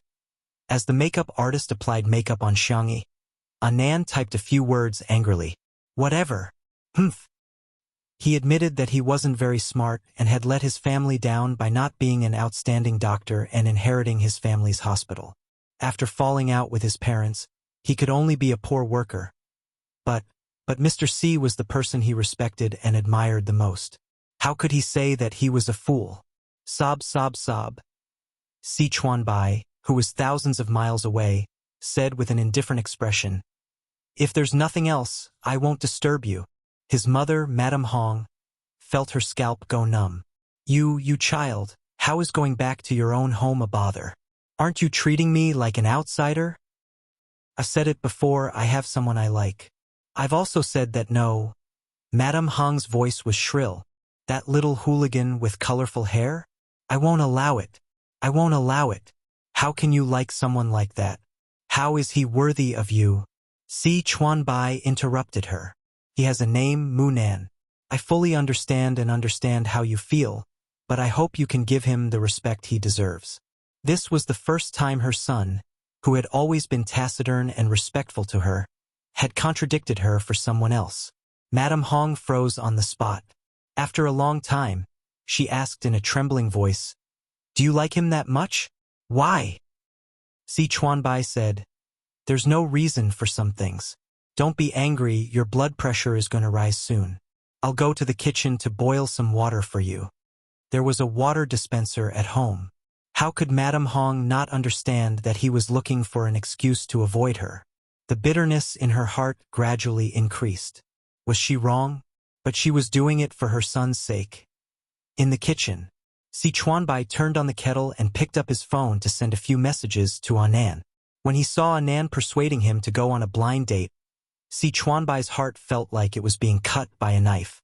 But when he saw the sentence, "Do whatever you want," Si Chuanbai's heart felt like 10,000 fireworks had exploded. This coquettish tone, this hint of jealousy. Si Chuanbai's mind instantly went from, "Does little colored feather like me?" to, "Little Kai Mao likes me." Si Chuanbai edited the message and deleted it for a long time. He didn't know what to reply. Wouldn't being together be too bold this time? Would it be too subtle to reply with, "I'll listen to you"? After struggling for a long time, Si Chuanbai decided to consult the person with the most experience in love. He dialed Shi Sui's number. In the dressing room, the makeup artist put on Shi Sui was very light. She only touched up the shape of her eyebrows, applied lip balm, and deepened the contours and lines of her face with powder. The man's expression was lazy and his tone was casual. "You mean Anan confessed to you? Are you sure?" Si Chuanbai said with certainty, "I'm 100% sure. Do you think I should propose to him with a diamond ring or add his name to my property deed first?" Shi Sui said, "I suggest you get a neurologist first." There's no charge for the following words. In addition to the wedding, the ending of the important characters will also be explained. There might also be a post-marriage chapter and a cute baby chapter. It shouldn't be too long. I'll go and sort out the follow-up first. That's all for today. Good night, from the Fat Unwan. Chapter 1035. After hanging up the phone, Shi Sui shook his head helplessly at his manager. His ability to imagine. It was such a pity that he didn't become a screenwriter. Buzz, his phone rang. The man lowered his eyes and saw the words "Little Bunny" on the screen. His peach blossom eyes beamed, making the legs of the makeup artist and several assistants go soft. He pressed the answer button, and Xiang Yi's warm and soft voice came from the Bluetooth headset. "Is your makeup done?" "Soon." Shi Sui chuckled. "Is Anan with you?" "He went outside." "Is Mr. C okay? Are you sad?" Shi Sui pondered for a moment and said, "He probably even thought about how many tables to arrange for the wedding. I think he should be very happy." Xiang Yi was speechless. "What? He's getting married?" Xiang Yi said in disbelief. "What's the difference between him and a scumbag?" Now, Shi Sui was the one with a question mark above his head. He comforted her in a low voice. "Don't worry. I'll look for you later." Shi Sui was done with his makeup and hair. He had changed into a light beige sweater with blue jeans and a pair of classic white shoes. It was a clean and refreshing outfit. When he appeared in Xiang Yi's dressing room, the staff members kept looking at him. It was a pure biological instinct that made one want to take a few more glances at a beauty. However, Shi Sui's gaze was fixed on Xiangyi. The girl in front of the mirror was wearing a princess dress with puffy sleeves. Her hair was tied into a bun, and there were a few strands of messy curly hair beside her ears. Her pure pomelo red was full of vitality, and she looked very girly. Anan called out to everyone. Shi Sui and Sister Yi have prepared tea and snacks for everyone. Let's take a break first. The staff members left tactfully. Shi Sui walked to Xiangyi. The tip of the girl's nose and chin were blushed, adding a touch of pitiful fragility. He suddenly wanted to bully his little bunny. He wanted to bully her until she cried. Very beautiful, Shi Sui said in a low voice, suppressing an inexplicable impatience. Xiangyi, you're pretty too. Shi Sui chuckled. Tutu, why do I feel that you're being perfunctory? All right, let's get down to business first. Xiangyi hurriedly checked the information with him and realized that both Si Chuanbai and Anan had made a mistake. Why don't I talk to Anan? Xiangyi suggested. Hint? If I were to hint at it, the effect might not be that good. It's better to let the two of them talk about it face to face. That's true. Then we should let nature take its course. After all, Mr. C is so powerful. Yes. Both of them had confidence in Si Chuanbai. As a top manager, it shouldn't be a problem for him to confess, right? The filming officially began. The style of the first set is romantic and sweet. We need Teacher Shi and Teacher Xiang to act out the feelings of a passionate couple. Oh no, we'll just follow the way the two of you usually get along with each other. Just do it as you're comfortable. After the photographer stated his requirements, he was initially worried that the two of them wouldn't be able to achieve the feeling he wanted. Unexpectedly, in the next half an hour, he vividly experienced what it meant to show off their affection. Head touching, lifting, strawberry kissing, pressing down on the sofa and looking at each other. The photographer almost had tears in his eyes as he finished taking the set of photos. Shi Sui and Xiangyi went to change into their clothes for the next day. The new assistant asked foolishly, "How does it feel to be an untimely couple?" I'm full. Chapter 1036. On the same day, the magazine's official Weibo account released a set of behind-the-scenes photos from the shoot. Although it wasn't as shocking as the photos, the excited fans still pushed the post to the top of the trending list. The first 3 photos were of the romantic and sweet style of the first set, which had tormented countless single people. The middle 3 photos were of the dark and cool style, in which Shi Sui and Xiangyi were like walking clothes hangers, exuding an extraordinary sense of fashion in their branded clothes. The most surprising and the one that made the fans go crazy was the last set of photos. Xiangyi usually gave people the impression of a gentle and cute national girl, and the clothes she wore were mainly light-colored.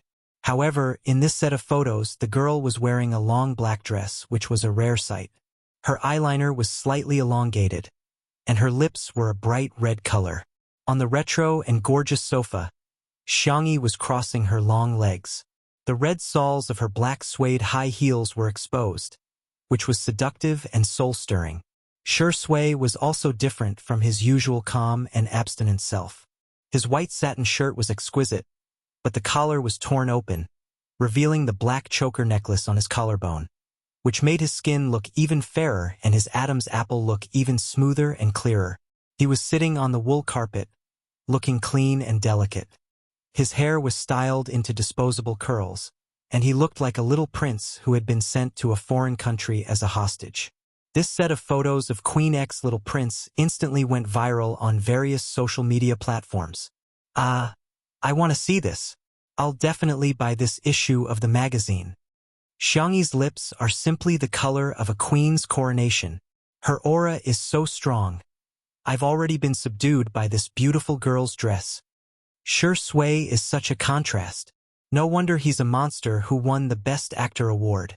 He doesn't feel out of place at all when he acts as a little puppy. I feel like locking him in a small dark room. I'm so perverted. You're not alone in the small dark room. I've already prepared a dog head for him in my basement. I'm the director of Nanshang Mental Hospital. Hello to you guys. Ha ha ha ha. I'm going to die of laughter in the comments section sooner or later. Shi Sui and Xiangyi were both trending topics. Just the cover of the photos had already made it to several trending topics.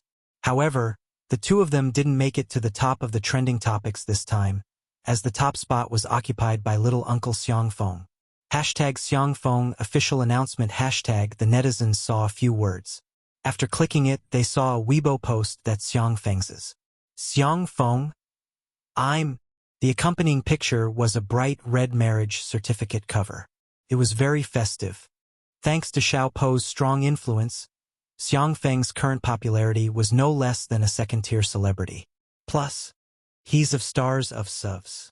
The whole internet was gossiping. Who was little Ant? After the interview and video of the interview of the photos of the little GPS location. Xiang S of the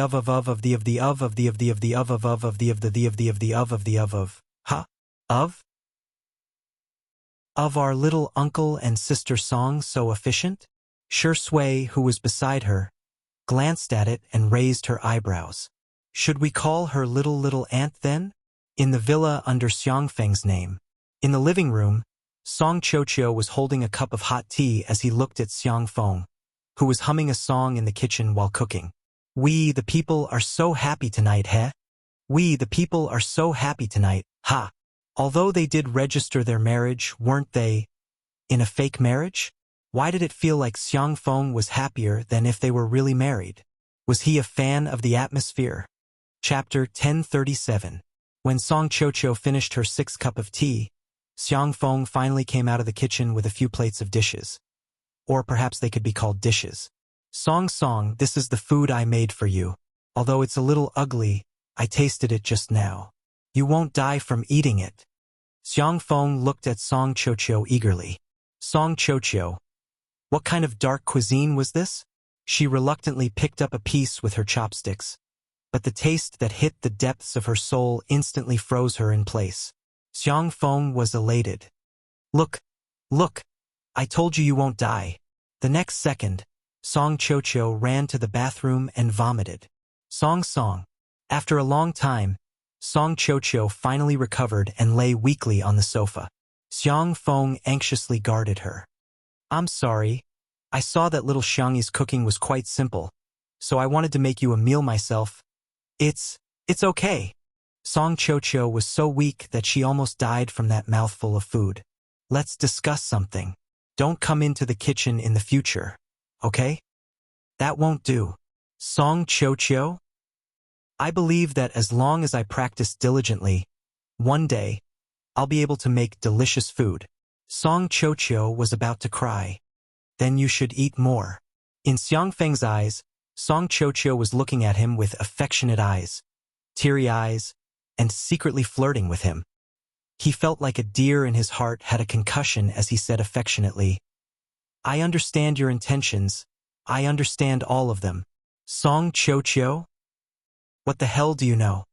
She took a deep breath and tried to sit up so that the conversation between the two of them could be more formal. Xiangfeng, we're in a fake marriage? I know. I've signed the premarital property notarization, the fake marriage contract, the 100 clauses of the cohabitation contract, and the divorce contract after 2 years. I've signed all of them. Quick. Think if there's anything I missed. Song Qiuqiu hesitated for a moment and asked, Why aren't you angry about signing these? The two of them were childhood sweethearts. Outsiders had only seen her beautiful, sweet, and decent appearance. Only Xiangfeng had seen her when her teeth were falling out, when she hadn't washed her hair for 3 days, and when she had been constipated for so long that she had blocked the toilet bowl. She suggested a fake marriage because she had no other choice. She hadn't expected Xiangfeng to agree so readily. She was paranoid, so she made Xiangfeng sign a lot of documents. If it were another man, he would probably be angry, right? But Xiangfeng always granted her every request, without a word of complaint. Xiangfeng scratched his head. What's there to be angry about? You don't feel safe, so as a man I should give it to you. To protect my own interests, I think this is what I should do. What's more, you're nothing. I'm already used to being bullied by my elder sister and my eldest, second, third, and youngest nephews. Song Qiuqiu was so touched that she held back her tears. Then Then you don't have to deliberately put on an act and act so happily. You even posted something on Weibo. When we get divorced in the future, you'll have to delete it. I didn't put on an act. I posted it on Weibo because I wanted to. Xiang Feng chuckled. When I think about how I'll be able to see you every day for 2 years, I'm especially happy. I'm with the person I like. Even if it's a fake marriage, I'm really happy. Song Chocho was dumbfounded. You like me? Xiang Feng was also dumbfounded. You don't know? At the same time, a large number of anti-fans appeared under Shi Sui's Weibo. Chapter 1038. Shi Sui, Uncle Xiang is already married. What about you? Shi Sui, Brother Tiniu's neighbor's mother-in-law's nephew's cousin, is already married. What about you? Shi Sui, are you impotent? Shi Sui, you're impotent. After clicking on the accounts of those anti-fans, they would discover an interesting phenomenon. They were all fans of Shi Sui's sister, who was also Shi Sui's fan. Countless netizens came to watch the show, and they were simply laughing their heads off in the comments section. Shi Sui's sister was definitely the most anti-fan in the industry. 1 fan is better than 10 anti-fans. Indeed, it's true. At the same time, the fans of the couple were also worried sick. Is untimely couple getting married today? No. As long as they don't get married, they're still 1 step away from attaining a positive outcome. Hence, in the comments section, it was like a large-scale wedding urging. I'm from the Civil Affairs Bureau, I came here myself. I'm willing to be a vegetarian for the rest of my life. I just hope that untimely couple will get married on the spot. He's asking for a marriage proposal with his own blood.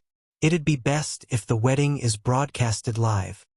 However, regardless of whether it was urging them to get married, criticizing them, or making fun of them, they all ended up in the same place.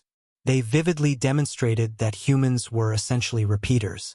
Shi Sui is impotent.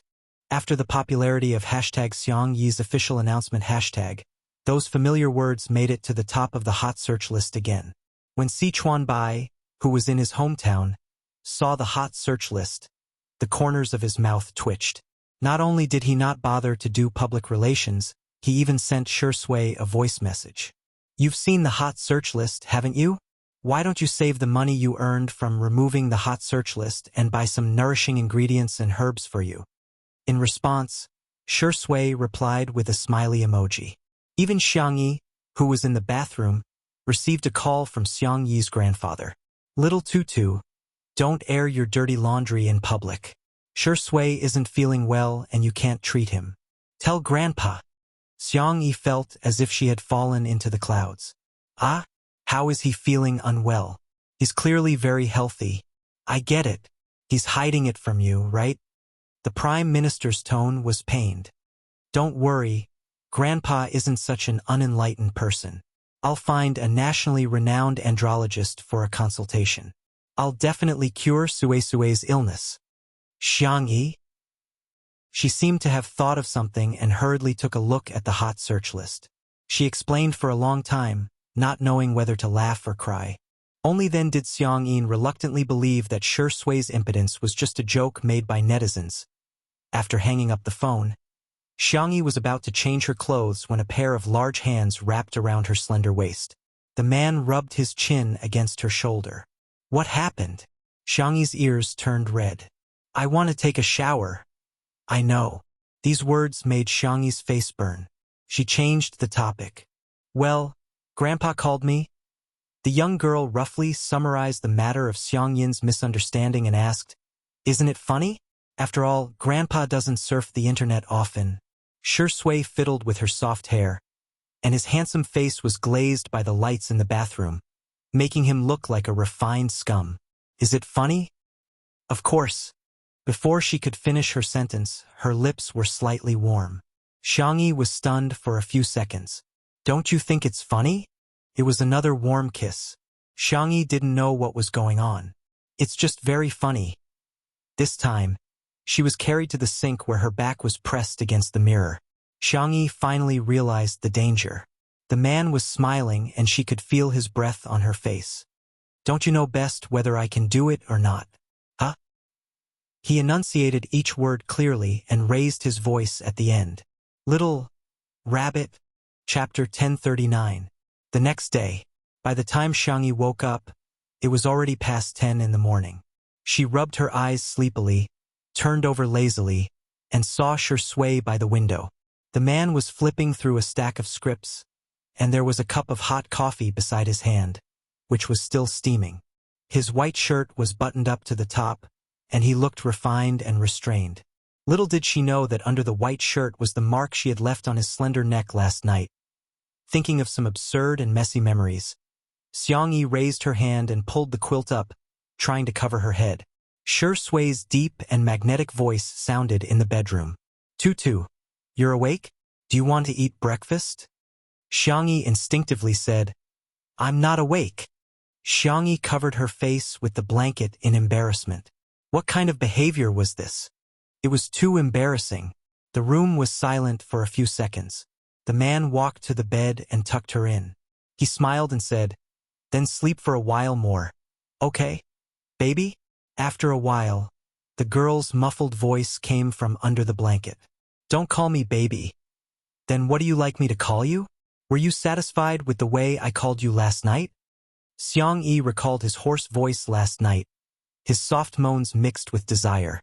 His whole body was like a piece of fried glutinous rice that was charred on the outside and tender on the inside, making sizzling sounds. I am asleep. The behavior of deceiving oneself x2. Shui pulled the blanket down a little so that the little bunny could breathe smoothly. He kissed the girl's delicate eyebrows gently. Go to sleep, baby. We'll set off when you wake up. On the internet, when the netizens woke up, they realized that the trending topic had finally changed from hashtag Shui can't hashtag to a new topic. Hashtag honeymoon variety show. Hashtag oh wow, which artiste in the industry is going on a honeymoon? Everyone clicked on it. Li Jianyu V. After several months of preparation, the newly planned travel episode of Two Under One Roof is about to start recording. This time, it will be in the form of a short love documentary. The guests will still be Shui Xiangyi. Beep beep beep. We're setting off now. Rabbit plane, what the hell? Did Xiangyi and Shui finally have a new variety show? In the comments section, the fans were already crying tears of joy. Official dog abuse is the deadliest. Sisters, rounding it off, this is the honeymoon variety show. We must support the honeymoon trip of the two newlyweds. Son, tell me which website you posted the video on. I'm going to become a member. Director Lee is best at beautiful and sweet styles. Director youthful heart plus top popularity plus stunning beauty. This is simply the strongest idol drama team in the country. How can I deserve this? Woo-woo. Half a month later, the first episode of the travel episode of Two Under One Roof was released on Xingchen Video. Before the broadcast, some netizens were pessimistic, saying that Li Jianyu, Shui, and Xiangyi were too eager to make use of Two Under One Roof to make money and were treating their fans like sheep. However, the day the video was released, it gave everyone a slap in the face. This time, there was no need to become a member of the variety show. It was free to stream. The entire internet was in an uproar. The netizens who were pessimistic were dumbfounded. What's going on? Is this a charity? However, after clicking on the video, everyone realized that it was indeed a short documentary. Each episode was only about half an hour long, which was much shorter than the duration of a typical variety show. Hence, something that made countless variety show directors in the industry jealous happened. A large number of netizens protested, "Please become a member. Please increase the duration." Chapter 1040. There were also many people who directly went to the online customer service of Xingchen Video and asked frowny face, "Why don't I need a membership for the travel series? Hurry up and arrange it. I want to get an annual membership first." Customer service. "Hello, dear. We've learned that each episode of the short documentary this time is rather short, so we've decided to stream it for free." Netizens. "Dear, do you think I'm short of money for membership? Please hurry up and upload the exclusive premium long version of the video." Customer service. Customer service. "Okay, dear, Your request has been recorded. I'll give you feedback in a timely manner. Please give me a star for my service. At first, there were still some people who wondered if it was some sort of publicity stunt. For example, membership was not required for the first episode, but for the second episode, membership was required. For the third episode, advanced streaming was required, and for the fourth episode, membership was required plus advanced streaming plus a single episode fee. But soon, everyone's attention was drawn back to the content of the short documentary. Although the duration was short, the quality was online and the images were in high definition, comparable to professional documentaries. In the first episode, Xiangyi and Shui went to F-City, the fashion capital. There were two main storylines used in the filming. One was that the two of them went to visit a tourist attraction, while the other was 3 meals a day. When Xiangyi began to cook her first Western meal, the real-time pop-up comments were all astonished. Wow! Sister E knows how to cook Western food. I thought Xiangyi only knew how to cook Chinese food. I didn't expect her to be so good at Western food too. I'm impressed. Truffles, snails, caviar, lobster steak, foie gras. Travel expenses are nothing. This is a real budget explosion. In the video, Xiangyi was wearing the cute little apron that Xiangqi had sewn for her. Every dish she cooked was smooth and pleasing to the eye. Western food had extremely high requirements for the chef's sense of sight, smell, taste, touch, and sympathetic nerves, and Xiangyi happened to be a genius in this aspect. Under the high-definition camera, the ingredients were extremely tempting, regardless of whether they were fried or stewed. The final product was juicy and full of flavor, paired with exquisite desserts and suitable grape wine. Just looking at it was a pleasure. Xiangyi's explanation of how to do it was added later. The editor used double speed and added a long string of flowery words. Welcome to, you definitely won't know how to cook it after watching it. Even if you know how to cook it, you don't have the ingredients. Even if you have the ingredients, it doesn't necessarily look good. If it doesn't look good, it will become a dark cuisine. This program is provided by What Are We Doing Then? I am the host, Zhen, and my partner Yi and special guest, Ni Yi, and our good friends Kan and Shui. Thank you to I Don't Know What Can You Do for their strong support of this program. Remember our slogan. I'm handicapped. I'm proud. I'm saving materials for the country. This segment instantly became the highlight of the variety show, poking at the laughing points of countless netizens, and was made into a short video that was widely circulated. Many years later, it was still a textbook existence for variety shows. This is a story for later, so let's not talk about it for now. In addition to Xiangyi's Western food that amazed everyone, the two of them also had a series of similar designs that went viral. Shui and Xiangyi were wearing a series of handmade, custom-made couple outfits that were designed by Xiangqi and completed with the help of his studio. The price was not cheap, but the stock in the physical stores, official websites, and online stores were all sold out in less than an hour after the program was broadcast. In addition, sports shoes, belts, bags, kitchen utensils, and other similar designs all became popular worldwide. Chapter 1041. On this day, the public once again witnessed Shui and Xiangyi's ability to promote products. It was simply terrifying. Some netizens also noticed that the clothes, shoes, bags, and daily necessities of the two were basically all made in China, except for those designed by Hades. Initially, everyone thought that since Xiangyi had promoted products for many local brands before, those brands should have sponsored two under one roof. However, the local brands soon released statements one after another. Thank you Shui Xiangyi for promoting our local brand of mint toothpaste for free. It's not easy to make a local product, and we'll remember the warmth of today's event. We're donating 1 million yuan to charity, and hope that this warmth can be passed on. Congratulations to the travel segment of Two Under One Roof. At the same time, thank you Shui Xiangyi for supporting our sunscreen umbrellas.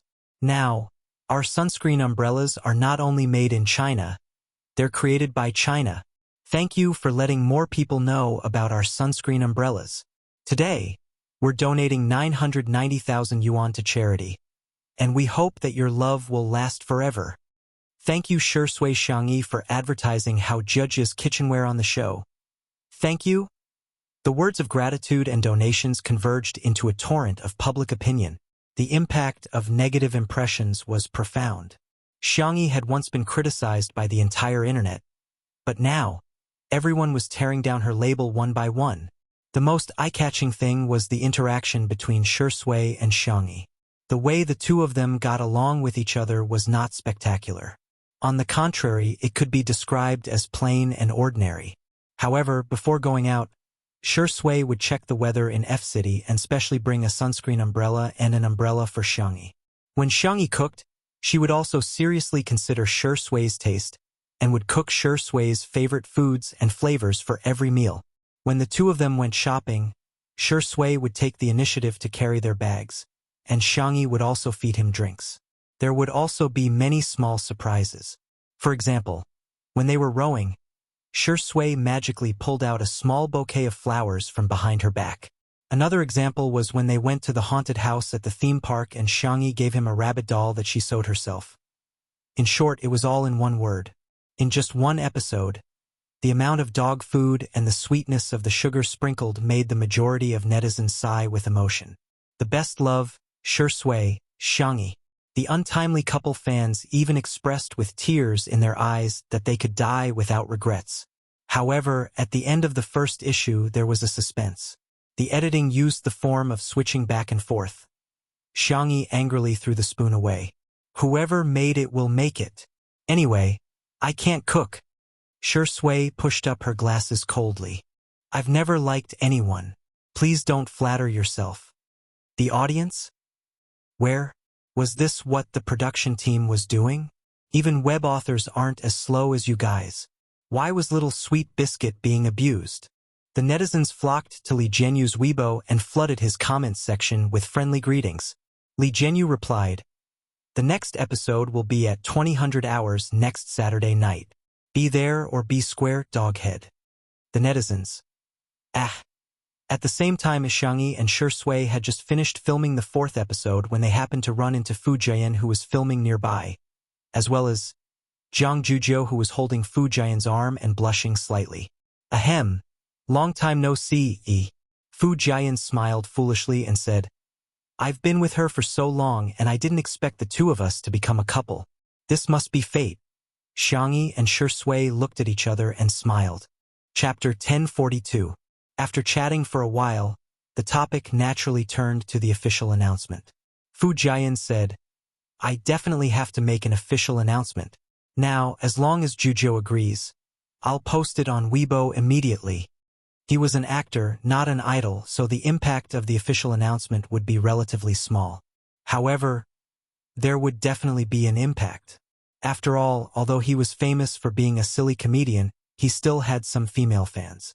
Shui asked, "What did your management company say?" Fu Jian said miserably, "They're pressuring me and it's hard for me to resist now. At most, I'll just go all out." Zhang Zhuzhou looked down and said, "It's okay with me.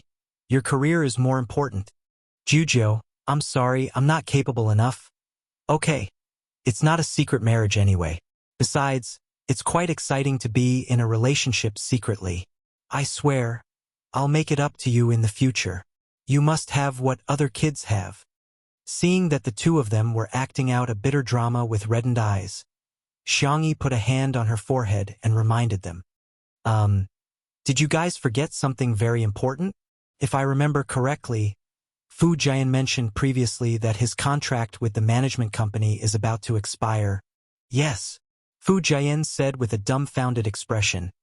"But I'm not very popular now and no management company has come to poach me.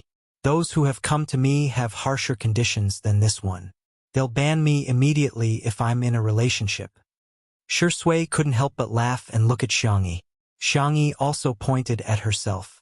Fu Jian asked foolishly, "Sister E, what's wrong? Are you feeling unwell? Why are you blinking at me so many times?" Zhang Zhuzhou asked worriedly, "E, are you sick? They say that doctors don't treat themselves. Why don't I take you to the hospital for a checkup? Nothing is more important than your health." Xiangyi said, "I just want to remind you that Xiangyi, am the CEO of Tomato Entertainment. Fu Jian and Zhang Zhuzhou were stunned and had yet to react. Xiang Yi sighed helplessly and said, "Yes, Fu Jian. It means that you can call me boss." Fu Jian was speechless. "Huh? That's right, that's right. I can sign with Sister Yi's company and work for you." Zhang Zhuzhou also reacted and exclaimed, I want to be your sister for the rest of my life." After settling the contract issue, Xiang Yi started to think. Could it be that falling in love would really cause one's IQ to drop? She hurriedly went online and found a set of college entrance examination math questions that were said to be the most difficult in the country. 148 points. The girl muttered in a low voice, Good. He's not too stupid. After all, second brother always got full marks." Fu Jian and Zhang Zhuzhou were speechless. Are we too bad at studying?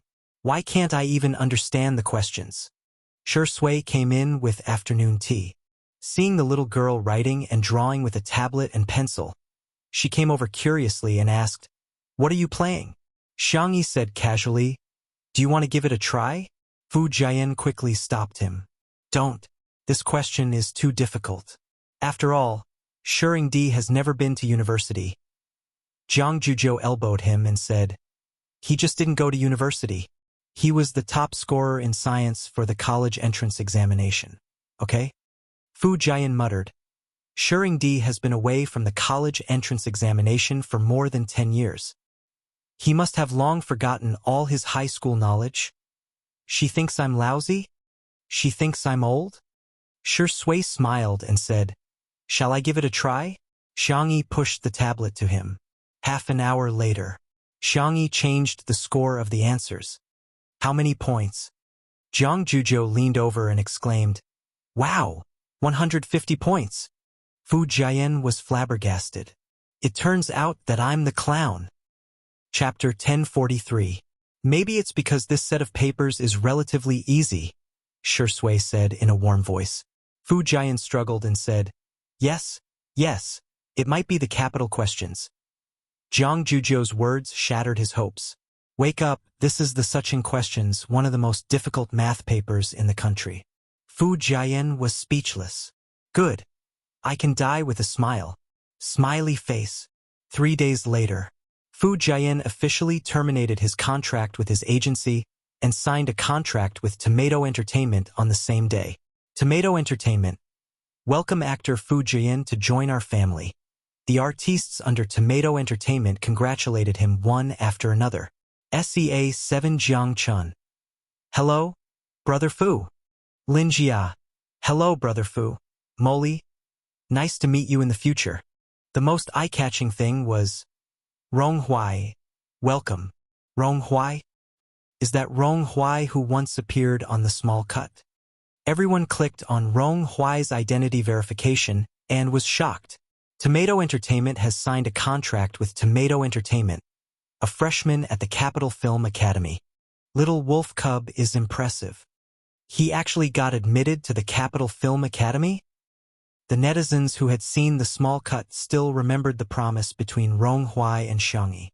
After Rong Huai was admitted to the Capital Film Academy, Xiang Yi signed him to Tomato Entertainment. All of a sudden, it made people sigh with emotion.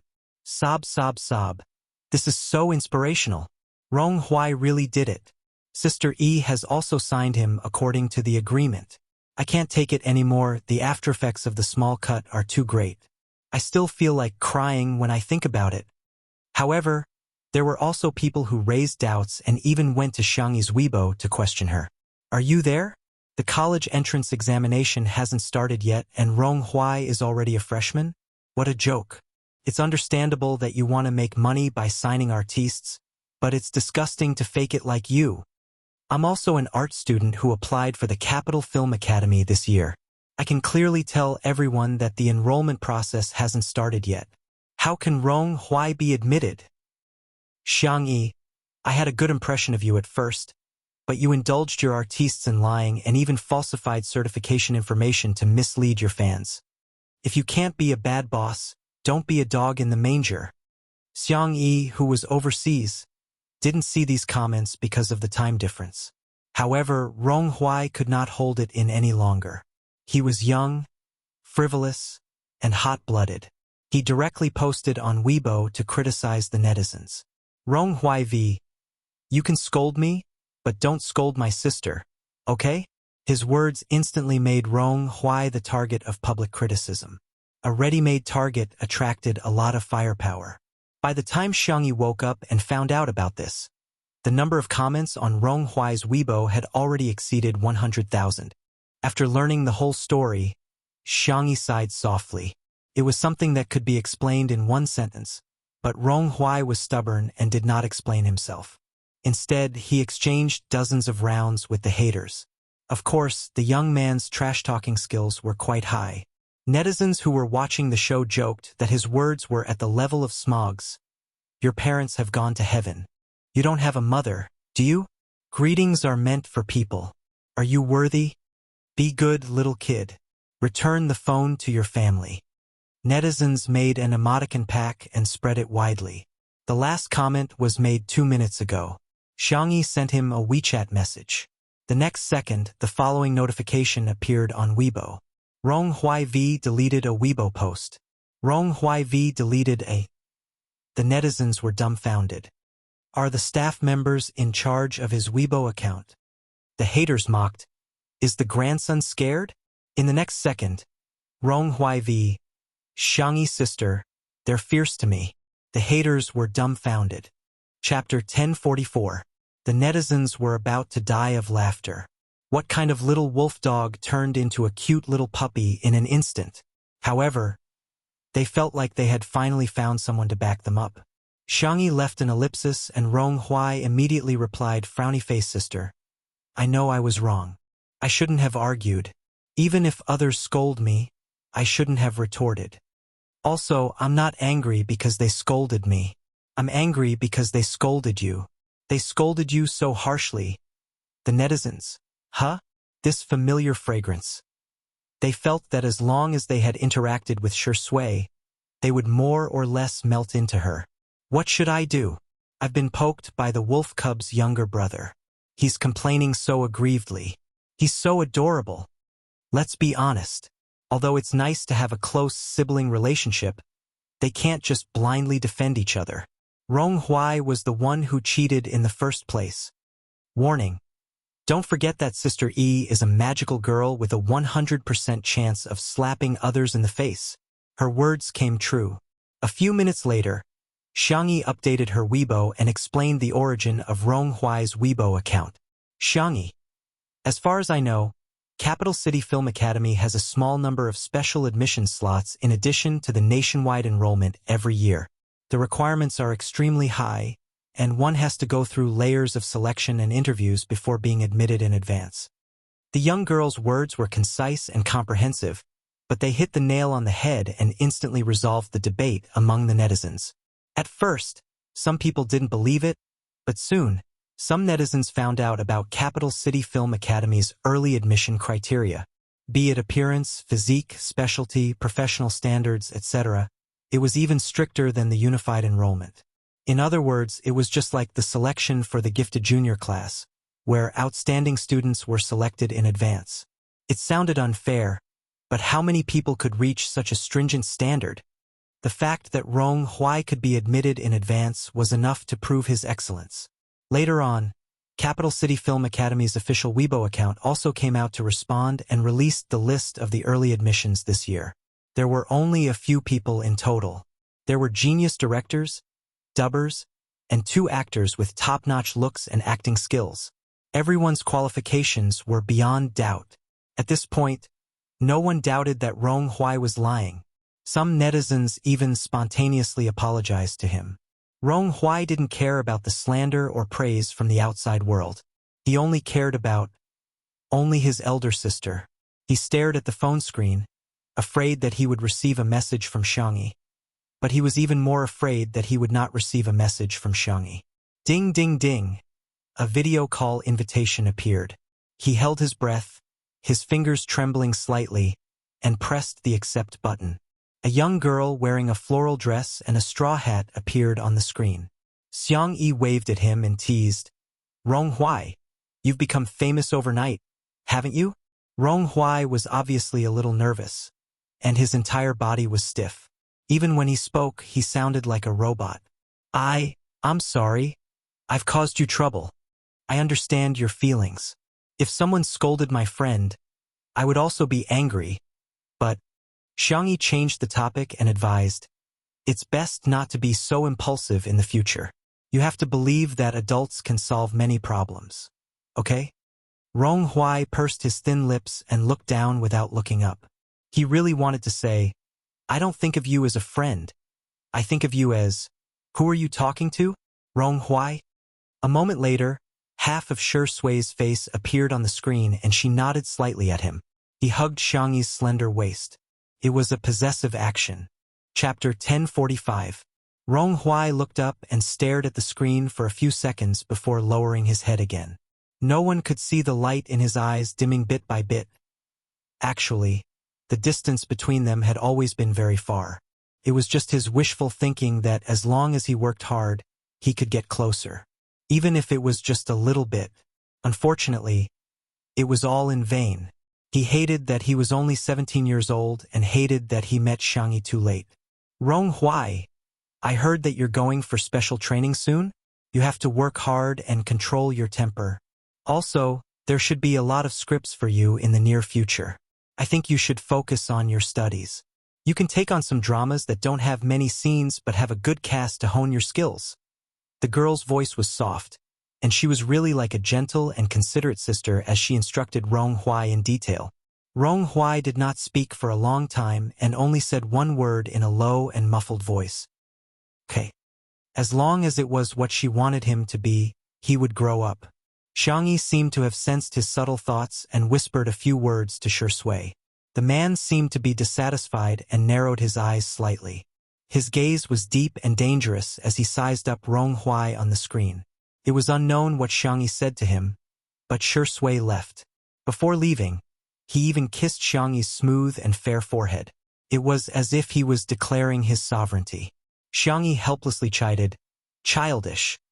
Those two words instantly caused Rong Huai's world to be in chaos. No matter what, Xiangyi would never say that to him in such a tone. Even an outstanding, mature, steady, and successful man like Shi Sui would occasionally find him childish, let alone him. Rong Huai was extremely dejected and listless, unable to cheer up, until Xiangyi's gentle voice fell into his ears. Rong Huai, there's someone I like. She did not ask if he liked her, nor did she say that she did not like him. She was gentle, polite, and good-looking, yet she kept him at arm's length. Rong Huai said hoarsely, I know. Xiangyi, I want to share my view of love with you. It may not be correct, and it may not be suitable for you. Just listen to it as a reference. Before you like someone, you have to like yourself first. No one is more important than yourself. For the person I love, I can give, I can sacrifice, I can give everything I have. But there is one thing. You don't live for TA, you live for yourself. The video call ended. It had been a long time. Rong Huai replayed the conversation over and over again. He secretly turned on the screen recording function of his cell phone. Like a traveler in the desert, he would greedily drink even a drop of water when he saw it. Every sentence was the most gentle but also the most cruel. God knows how many times it was played on a loop. Rong Huai pressed the pause button. *CK. Don't flatter yourself. I don't like you. A moment later, his eyelashes trembled non-stop. His voice was hoarse and he sounded like he was about to cry. I don't like you that much. The young man fidgeted with his hair and punched the sandbag. The heavy sandbag was knocked away and bounced back. He punched the sandbag again and again. Not only was he venting, but he was also suppressing himself. After he was exhausted, the young man half knelt on the ground, breathing heavily. Patter. There were water stains on the floor. I like you, but that's all I like. He seemed to have convinced himself. I can do it, right? In the empty room, no one answered. It was as if the young man's worries had finally been buried. Chapter 1046. At the beach, Xiangyi pressed down on the brim of her straw hat and found Shi Sui. The man was building, An excavator? Was it a man's nature to play with sand and excavators? Xiangyi praised, "Wow, so cute." Shui looked up, his peach blossom eyes smiling gently behind his glasses. "Do you want to play?" "Yes." Then, Xiangyi watched as Shui pushed the excavator over. Xiangyi was speechless. The man looked at her with a faint smile and did not say a word. But there were 4 words written on his handsome face. "I'm not letting you play." Bunny couldn't help but tremble. "I'm just teaching him how to love someone properly. Besides, I think I'm overthinking. Maybe he just likes chicks and doesn't like you at all." "No, the way he looks at you is the way a boy looks at a girl," Shui said firmly. Xiangyi blinked and hooked her fair arm around Shui's neck. "Then what's the way you look at me?" At this moment, there was a crazy cough from the side. "Ahem. Of course it's the way a man looks at a girl." Xiangyi's face burned instantly. She let go of Shui at lightning speed and widened her eyes when she saw the large group of staff around them. Li Jianyu was about to pass out from trying to hold back his laughter. "Sister E, I told you last night that we're going to the beach today to record a scene." Xiangyi pretended to be calm. "Okay, let's start then." "Okay. Everyone get ready and start recording. But the 2 of you have to be careful. Otherwise, you won't pass the audition. Even if you pass, I'm afraid the fans won't be able to take it." Xiangyi was expressionless as she sprayed the sunscreen spray. Unfortunately, it couldn't cover the redness from her ears to her neck. Shui reached out his arm. "Tutu, I want some too." Xiangyi stared at him. Xiangyi looked away. "Epsilon, I'm not going to spray for you." The overseas recording was in full swing, and Xingqian Video released the 2nd and 3rd episodes one after another. In the 2nd episode, Shui and Xiangyi went to the snow mountain in D-City. The girls made sushi, tamakoyaki, and homemade hot pot. They ate at the top of the snow mountain with Shui and enjoyed the scenery, which made the tourists jealous. Netizens also expressed that if they met Shui or Xiangyi during their travels, they would definitely shout, "Sister E, don't be ungrateful. Don't force me to kneel down and beg you to give me a bite to eat." In the 3rd episode, Shui and Xiangyi went to the Devil's Valley in Milta. Many elite rock climbers from all over the world gathered here. According to the program team's arrangement, the 2 of them could experience rock climbing once. For the safety of the 2, the production team had carefully prepared seatbelts, descenders, helmets, iron chains, and ropes. Shui tried it first. The man was tall and slender, and his movements were agile. An extreme sport like rock climbing seemed to be a piece of cake for him, and he could climb more than 10 meters in minutes. Li Jianyu asked, "Is Sister E wearing her equipment?" "Huh? Where's Sister E?" Someone exclaimed. "Sister E isn't wearing any armor. She's climbing with her bare hands." The scene was in chaos. The audience could feel the camera shaking, and their hearts were in their mouths. Fortunately, it didn't take long for the camera to return to normal, and everyone could clearly see Xiangyi climbing. "Oh no, is this rock climbing? Why is she climbing so fast with her bare hands? Even the monkeys in Devil's Valley can't climb as fast as her." The girl climbed to the top and stood at the top of the mountain, asking in confusion, "Why aren't you guys up yet?" Chapter 1047. She was wearing a portable camera on her forehead, and from her perspective, she looked down at the production crew and the others at the foot of the mountain. Didn't they say that there was a sightseeing elevator nearby? The production crew was speechless. "Sorry, we're still waiting in line for the sightseeing elevator." The netizens who had seen this episode laughed wildly as they spammed the bullet screen. "Sister E, rock climbing? Isn't it enough as long as you have hands? And no way, no way. Why are you guys taking so long in the elevator? I can't take it anymore. The post-production editing is toxic. Why did they have to split the video into 2 screens and compare Sister E to a monkey? Help, I'm dying of laughter. Why is Sister E more agile than a monkey?" Xiangyi scratched her head and looked at Shui again. The production crew just wanted the 2 of them to experience rock climbing, so they chose a location that was mainly for the scenery. The actual height wasn't too high. Xiangyi stood at the top of the mountain with her hands cupped in the shape of a megaphone. She shouted at Shui below, "Shui, you're too slow." The man who had just climbed more than 10 meters raised his eyebrows. Shui smiled slightly. Shui began to untie the safety rope. The bullet screen immediately became lively. Woman, you're playing with fire. Warning. High energy ahead. Be careful, it's not a special effect. Is Shui crazy? It's understandable that the Xiang family has ancestral tree climbing skills, but what is Shui doing? How can he climb up without a safety rope and tools? Whoosh! The tools fell, causing the production crew to exclaim in shock. The camera shook again. Obviously, the cameraman was frightened. Li Jianyu was so anxious that he even held the megaphone and shouted, "Safety first! We're just recording a short video. There's no need for that." However, something shocking happened. Shui, who was climbing barehanded, was actually faster than with tools. The man used both hands and feet to climb up the uneven rocks like an agile and powerful cheetah in the jungle. It was as if he was leisurely strolling in the jungle and patrolling his territory. The production crew was speechless. Li Jianyu looked sullen. Forget it. Remember to mark this part with the words dangerous operation. Do not imitate in the post-production. Later, he mischievously typed 2 words on the screen. Okay then, it was written in red and bold, as if it was a small advertisement on the street, filling the entire screen. Dangerous, dangerous, F***king. Please, do not imitate. Netizens complained in the bullet screen. Is this something I can imitate just because I want to? F***ck.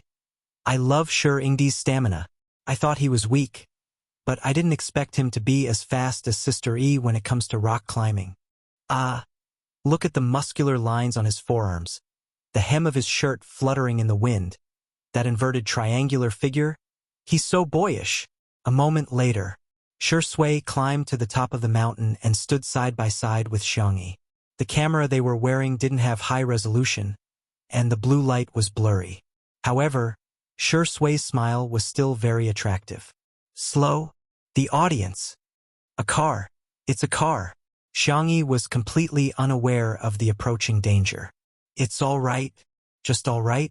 Shui asked with an ambiguous meaning. Xiangyi thought he was asking about the climbing speed, so she said frankly, "It's all right, my big brother is better than you. His climbing speed with his bare hands is twice as fast as yours just now." Shui sneered. The girl looked down curiously. "Why aren't they here yet?" "The production crew." "Because we just got on the sightseeing elevator." The post-production caption was full of tears. "Monkeys can't compare to you too, but we can't compare to monkeys." Chapter 1048. Amidst the laughter of the audience, the episode ended. The ratings for the travel section on Demi's website were also getting higher and higher. On Demi's website, the maximum score was 10 points. 1 to 4 points was the worst of the worst.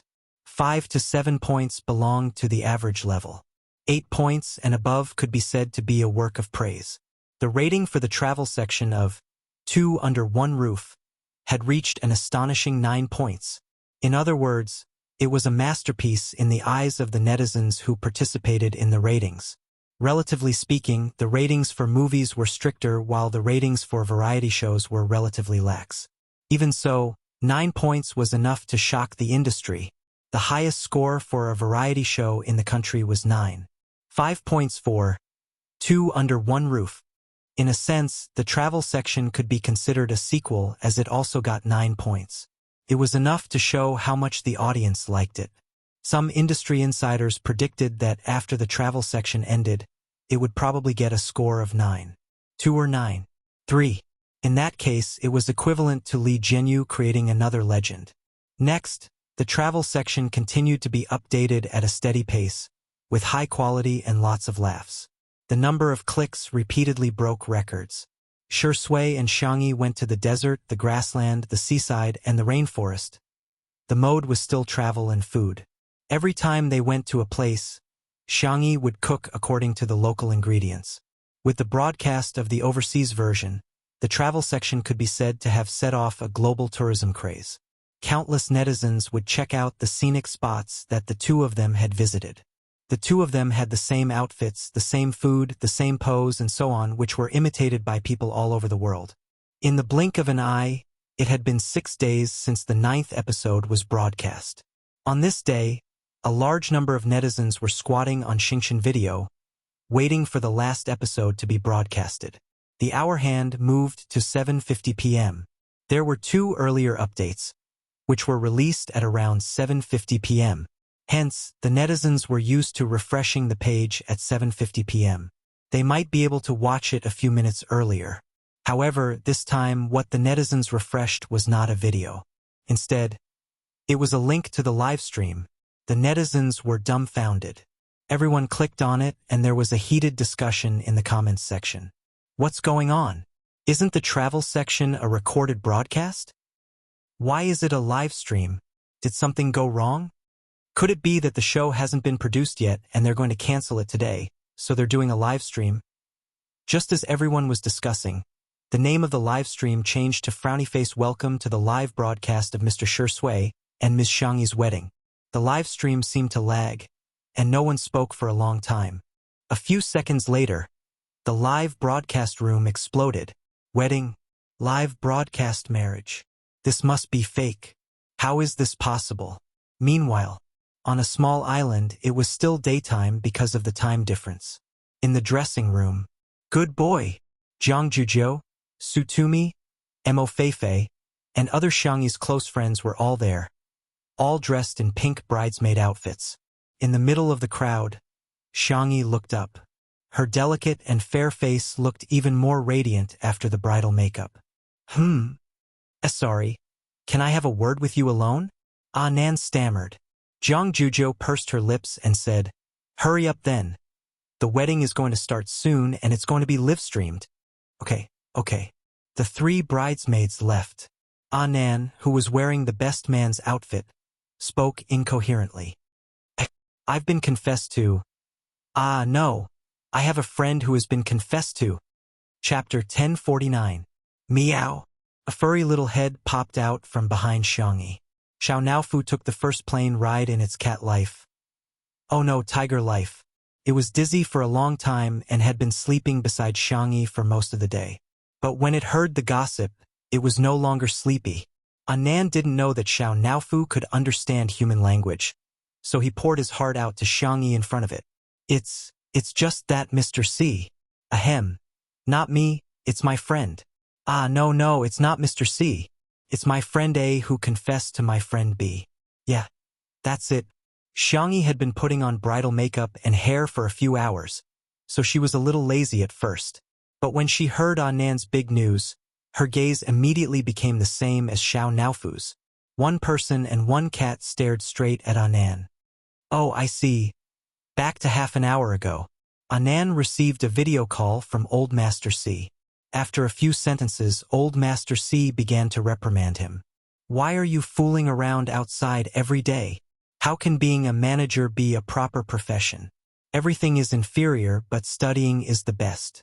Among all studies, the best is to study medical books and become a doctor. Nan felt wronged. Grandpa, I'm dizzy with blood, needles, and internal organs. I can't bear to read medical books. I get a headache just by looking at them. I really don't have the talent. Nonsense. Your parents are both medical students from famous universities. Why can't you do it? Your parents are so outstanding, so you must be outstanding too. Nan opened his mouth, feeling somewhat helpless. Why was he daddy and mommy's child? In fact, he wanted his parents to have a smart, outstanding, and brave child more than anyone else. Not someone like him, stupid, mediocre, and cowardly. He also wanted to tell Grandpa that the best parents in the world could give birth to smart children. But they could also give birth to stupid children like him. However, he didn't dare to say it, and Grandpa never gave him the chance to. Nan lowered his head and listened obediently to Old Master C's lecture. After criticizing for more than 10 minutes, Old Master C's mouth was dry, so he picked up the teacup and drank some water to moisten his throat. Nan heaved a sigh of relief, thinking that today's torture was over. But he didn't expect Old Master C to start the second round. Look at your hair. They were colorful. Was that the color of a normal person? Also, He's a boy and doesn't look like a man at all. A man must be masculine. Get your ass back here. I'll arrange for you to go to your military medical academy for training. Anand's eyes grew redder and redder, but the more he didn't dare to resist, the angrier the old man became. In the end, he even used personal attacks. If you keep crying, don't come back to this house. Don't acknowledge me as your grandfather. Our Mu family will pretend that there was never a trash like you. At this moment, Anand's phone was taken away. Huh? Mr. C. Si Chuanbai held the phone and said in a neither servile nor overbearing manner, "Hello, Grandpa Mu. I'm Anand's colleague. Please allow me to say a few words for Anand. Maybe he's not the best manager, but he's definitely the warmest.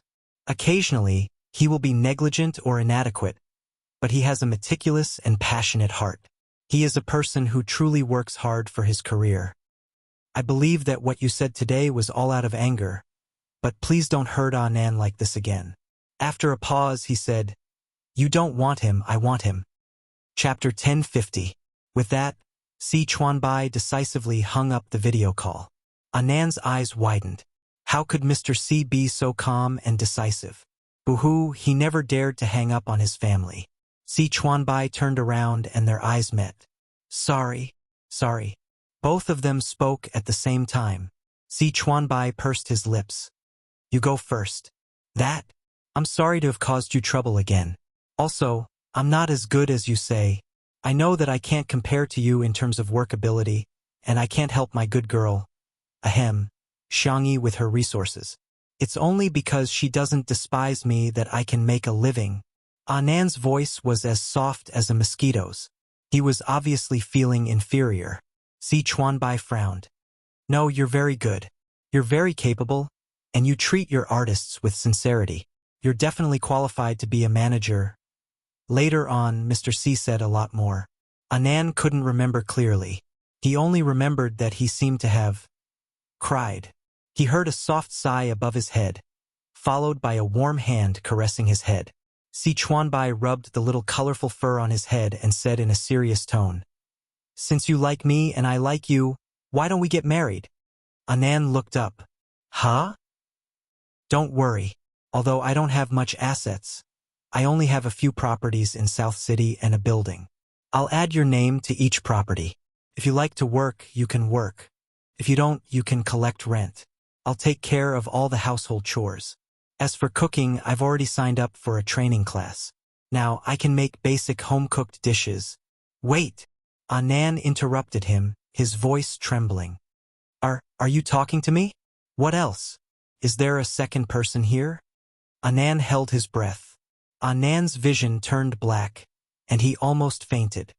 No, this can't be true. Anand closed his eyes, counted from 1 to 99, and opened his eyes. Si Chuanbai's strict and cold face was still in front of him. Anand slipped away without any hesitation. Si Chuanbai took 2 steps forward and paused. Could it be that he had misunderstood something? This is the story of my friend A and friend B. Anand braced himself and finished the story. Xiangyi hugged Xiao Naofu, and the cat and human nodded in unison. Okay, I understand.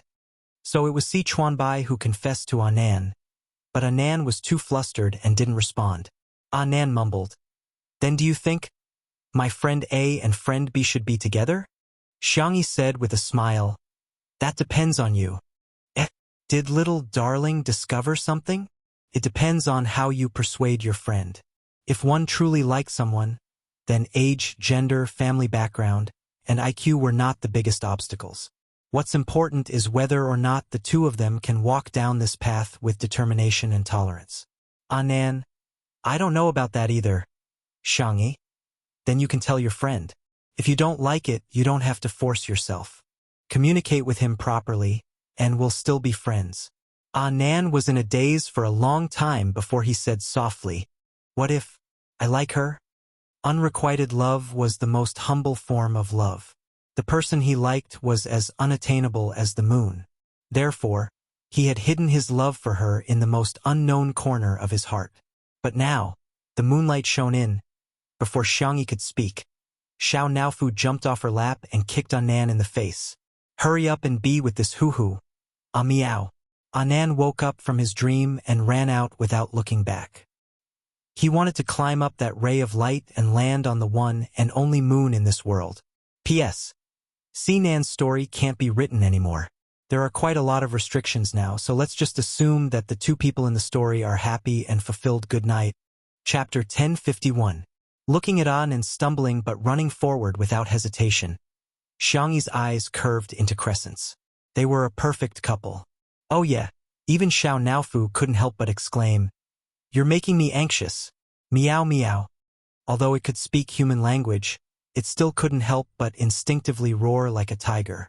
Xiangyi rubbed the back of its neck a few times and teased. "Xiao Naofu, have you gained weight again? Why do you feel like you've gotten heavier?" No. Xiao Naofu was extremely guilty. It just ate an extra can of cat food, 2 bowls of cat food, and some dried fish every day.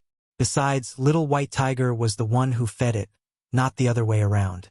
It was as good as not eating at all. Stupid woman, you're really bad at math. Really? Xiangyi was very puzzled. Ever since she and Shi Sui started filming the show, they had entrusted Xiao Naofu to Xiangyi's grandfather. According to Xiangyi's grandfather, Xiao Naofu's appetite seemed to be quite normal. But why did it become as fat as 2 cats? Its V-shaped face turned into a small round face, then an oval face. Could it be? Xiangyi squinted. Someone fed you? Xiao Naofu's fur immediately stood on end. Lord Hoo-Hoo didn't feed me. They looked at each other. Xiao Naofu pretended to be innocent. Meow meow. It didn't say anything. It was just an ordinary and mediocre kitten. At this moment, there was a fluctuation in the air. Xiangyi looked over sharply. What came into view was a pink paw pad. She wanted to pinch it. The Little White Tiger dug out a hole and exasperatedly said, "Stupid, stupid, stupid, so stupid. You're giving me face just like that. Stupid cat. Fat cat." Xiao Naofu said aggrievedly, "I'm not a cat. I'm a big brain Humph, I am. Me too. Look at that ignorant face of yours. Now, I will let you see this hoo-hoo's true body. What is a real brain? Big old axe. Cough, big tiger." The Little White Tiger cursed in its heart. It was all because of that stupid rabbit and this stupid cat. Both of them had distorted its pure accent. Xiangyi was also a little curious. What did the Little White Tiger look like? However, he remained vigilant. The Little White Tiger sensed it and muttered, "Stupid woman."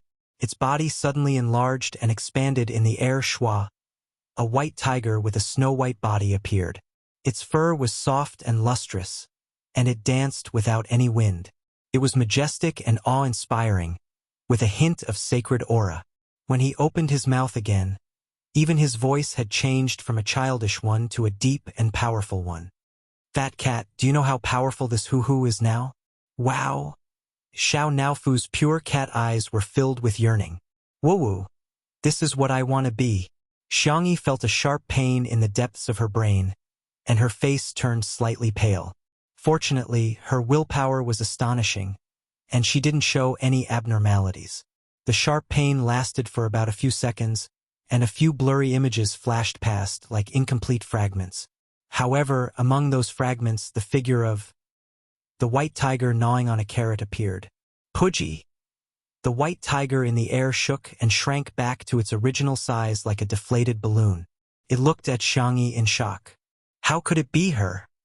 Could it be that this is the price Lord Shi Sui had to pay for giving up everything back then? After a moment, Xiangyi returned to normal and probed. Do you want to eat carrots?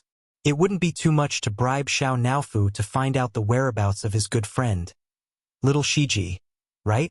Chapter 1052. Little White Tiger exclaimed sternly, "I'm not eating." A few minutes later, Little White Tiger munched on the carrot, enjoying it more than a rabbit. "If you have any questions, just ask. I haven't eaten carrots in a long time. These carrots are so fragrant." Xiangyi asked, "How's Little Shiji?" "I remember that it's almost done with the mission and has enough points." Although it had a cheat, that guy was really hardworking and had been on the verge of death several times. However, it had finally accumulated enough points, and it was double the points. Did it get hurt?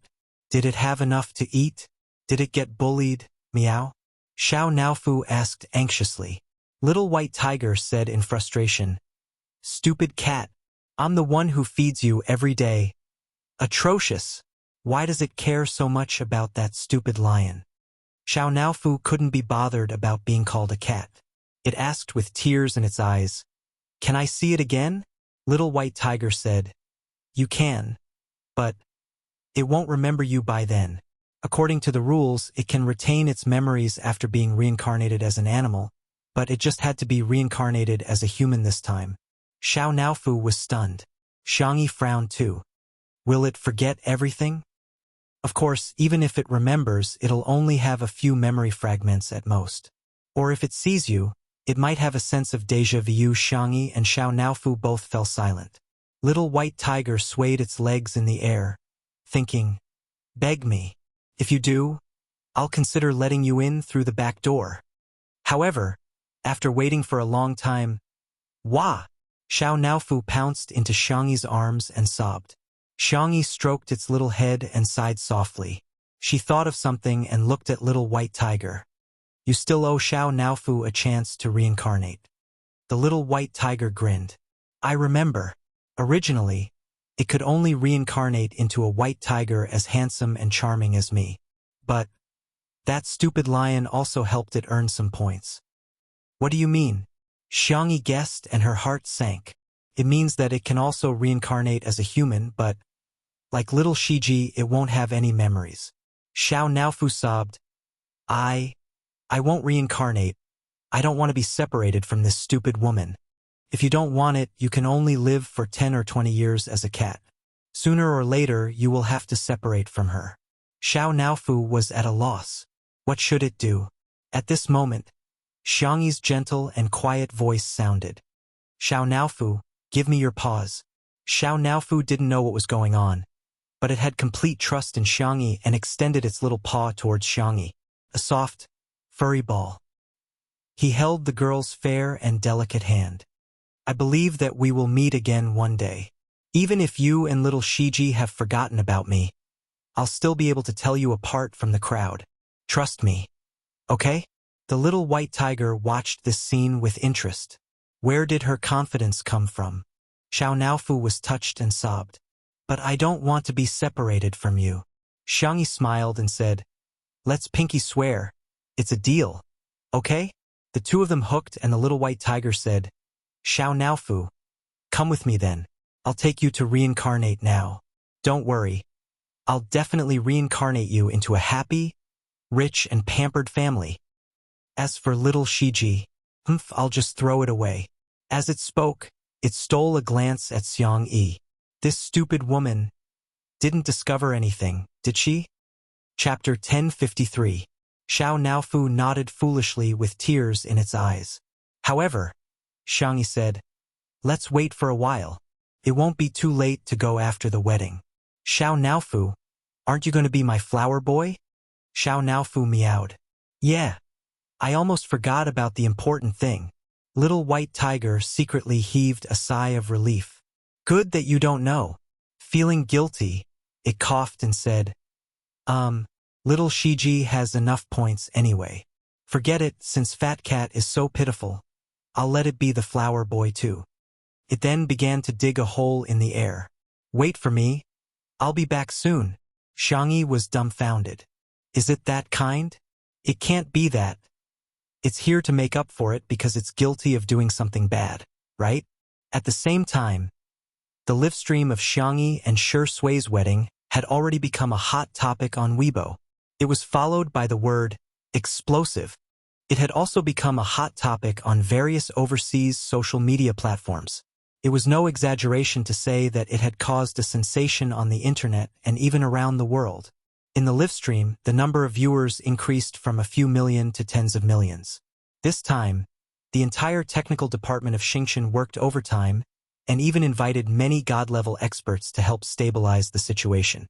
If it were any other live stream website, the live stream would have collapsed. In the live stream, "Hello everyone, I'm your dear Xiao Yuyu." Li Jianyu waved at the camera with a radiant smile. The audience began to criticize him. "Good boy, mommy's good boy. I'm yelling, son. Don't come out and embarrass yourself, okay? Hurry up and take a picture of Sister E and Shi Sui. Take a picture of the wedding. You'd better take a picture of the bridal chamber and send me a copy." Li Jianyu didn't care about the teasing in the live stream, which was actually quite rare in the industry. Many artists were eccentric and stubborn, and Li Jianyu, who could get along well with netizens, was an exception. Okay, Xiao Yuyu is disgusting. Xiao Li, will that do?" Li Jianyu seemed to be helpless. "Today, Xiao Li will bring you guys to watch the wedding of Shi Sui and Xiangyi. Let everyone experience what it feels like to be a couple on the spot." Dang. This is the main venue of the wedding. The camera turned at the right time to show the scenery. The architectural style was like a church, and the interior was romantic and fresh. The main colors were white and pink. Flowers were flown in by air everywhere. It was like a sea of flowers. Just the floral design alone had shocked countless people. Professionals. "Ah, what kind of godly design is this? This color scheme, this flower arrangement, this design, this combination." There were at least dozens of flower materials. Many of them were rare breeds. How much money would that have cost? Ordinary netizens. F*CK. It was F*King beautiful. In front of the screen, the netizens frantically took screenshots. When the camera panned to the audience, everyone from the Xiang family was there. Everyone's hands that were taking screenshots sped up. This whole family was too good-looking, especially Madame Xiang. Her temperament made everyone realize what it meant to be a lady from a respectable family. She was the daughter of a socialite. However, some netizens also noticed that there was an empty seat. Where's Big Brother? I have a bold guess. Me too. Sob, is Xiangyi going to walk the red carpet with Xiangyi? I can't take it anymore. I'm going to cry before it even starts. I believe everyone's done watching. Why don't we go into a commercial break? Hey, who designed the gift of smashing a brick? Can't you spend money to buy spicy sticks? Why did you spend money to smash my Xiao Li? Chapter 1054. After Li Jianyu joked around for a while, a staff member gestured to him and he immediately corrected himself. Hee, I'm just teasing you guys. There's no advertisement placement today. The wedding is about to begin. As soon as he said that, the two MCs appeared. A bunch of exclamation marks appeared in the live stream. One was a prominent figure in the entertainment industry, a legend from 20 years ago, and the first person to win an Oscar, Zhao Minglang. The other looked ordinary with an average appearance and height. When placed in a crowd, he would simply vanish into the crowd. Someone mocked in the live stream.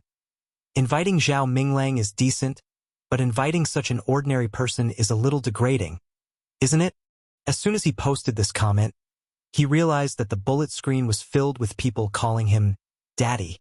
He couldn't help but widen his eyes. Daddy, I'm your long-lost son. Are you guys shameless? Go to the side. This is my daddy. Daddy, I've spent all my pocket money this month. Can you transfer me another 5 million? Those who mocked him were still confused. Who's this person? Why are they calling him Daddy? Is this some kind of new meme? Soon someone explained. Wang Jing was the president of the Wuxia Chamber of Commerce, and his businesses involved farming, animal husbandry, and fishing. To put it simply, he reared more than half of the country's pigs, ducks, fish, and geese. The most admirable thing was that he had been working hard to develop high-tech farming, breeding, and planting. Some people realized that Little Rabbit Farm was working with the Wan family. Was such a small farm really that impressive? Then its owner, Xiangyi. Damn it! In an instant, those who came to their senses began spamming the bullet screen with comments such as, Sister E is awesome, Sister Yi's reputation, and Sister E is forever a god. Zhao Minglang and Wang Jing pushed each other back and forth, and in the end, Wang Jing picked up the microphone first. Hello. Wang Jing tested the microphone and sounded particularly honest and approachable. Hello everyone, I'm Wan Jing. Today, I'm especially honored to be invited to be the MC for the wedding of Miss Xiangyi and Mr. Shi Sui. Everyone noticed this detail. He said Xiangyi's name first. I met Xiangyi when she was 16 years old. She cultivated the super corn and super soybean seeds, which provided a great help to the country's piglets. Ahem, I digress. Wan Jing had actually come for Xiangyi. Seeing that the little girl has found her Mr. Right, I'm happier than anyone else. Today, I'll give each of the guests a piglet. Laughter rang out at the scene, and some people even jeered. Are you still alive? The laughter became even louder. In the live stream, the netizens were calling him Daddy online. Dad, can't you just give me one? Wan Jing gave a few more blessings and passed the microphone to Zhao Minglang. Zhao Minglang was over 50 years old, but he took good care of himself and looked like he was only in his 30s. He was still as elegant as ever. It's my honor to stand here. Thank you, Mr. Shi Sui and Miss Xiangyi, for your invitation. Shi Sui is a young, excellent, and capable young actor. He's also a mature, steady, and responsible man. I hope that in the future, he can create more glory in his career and be a good husband and father in his marriage. Now, let's welcome the groom Shi Sui. Shi Sui adjusted his tie and cufflinks and appeared in front of everyone. His black suit and white shirt accentuated his broad shoulders and long legs. His hair was combed back, and his peach blossom eyes seemed to be dyed with the spring breeze. Let's welcome the bride, Xiangyi. Everyone's eyes turned to the end of the red carpet. Chapter 1055. At the scene, a small symphony orchestra played the wedding march. Amidst the sacred and romantic music, Xiangyi appeared in front of everyone in a white wedding gown, holding onto her brother, Sangchen's arm. Next to the tall and sturdy Sangchen, Xiangyi looked slender and petite. The wedding gown she was wearing was exquisite and gorgeous, yet it still retained the vivacity and sweetness of a young girl. The hemline of the gown was decorated with countless fine diamonds, which reflected a bright and dazzling light. All of them were sewn by Xiangqi needle by needle, and no one else had to touch them. It was truly a princess wedding gown prepared for little Bunny. The baby fat on her fair little face gradually faded, and she began to have a gorgeous face. She was wearing a beautiful crown on her head, a necklace on her slender swan neck, a bracelet on her milky white wrist, and a snowflake necklace on her earlobes. They were all priceless jewelry. Behind her, Xiao Naofu and little Shiji were wearing bows around their necks. The cat and dog seemed to have gained sentience as they followed behind and raised the petals with their little paws. The haters appeared in the live stream. Who uses cats and dogs as flower children? That's so disrespectful. Yeah, flower children. They should be young boys and girls in the first place. Why force pets to do things that go against their nature? She must have abused them in order to train them to scatter the petals. As a caring person of the Animal Protection Association, I strongly protest against such behavior. This time, the spicy tutu girls, who had always been passive, stood up. Do some people grow their mouths just so they can't speak human language? The Shi Sui sisters were even more direct. It's a joyous day. Shut up if you don't want to die. Smiley face. As for the untimely couple, they were even more furious. Whoever stops my husband and wife from getting married today, I'll have an irreconcilable feud with that person. Even the netizens were displeased and stood up to send their blessings, drowning out the comments of the retards. Everyone watched as Xiangyi walked towards Shi Sui. Sangchen stopped in his tracks and secretly gritted his teeth. He really couldn't take it lying down. However, when he saw little Bunny looking at Shi Sui with glowing eyes, he felt bitter and indignant. But there was nothing he could do. Shi Sui, Sangchen said in a low and powerful voice that seemed to be cold, making the guests below the stage feel their hearts skip a beat. The netizens were also on tenterhooks. They had a feeling that the devil was going to run away with his sister in the next second. However, this was the scene that they had been waiting for. Sangchen placed Xiangyi's hand, Shi Sui's palm. I watched her grow up. In the future, please, protect her well. I don't care what the world says, But even if she becomes someone's wife and mother, she will always be my sister. After a few seconds, the man said in a hoarse voice, "From today onwards, I'll hand my sister over to you." Xiangyi felt a lump in her throat and tears welled up in her eyes. Sanction wiped her tears away. He wasn't good at coaxing people, and he had probably given all his patience and gentleness to little Bunny. "Don't cry. Tutu is the most beautiful bride today." Below the stage, the Xiang brothers were all teary-eyed.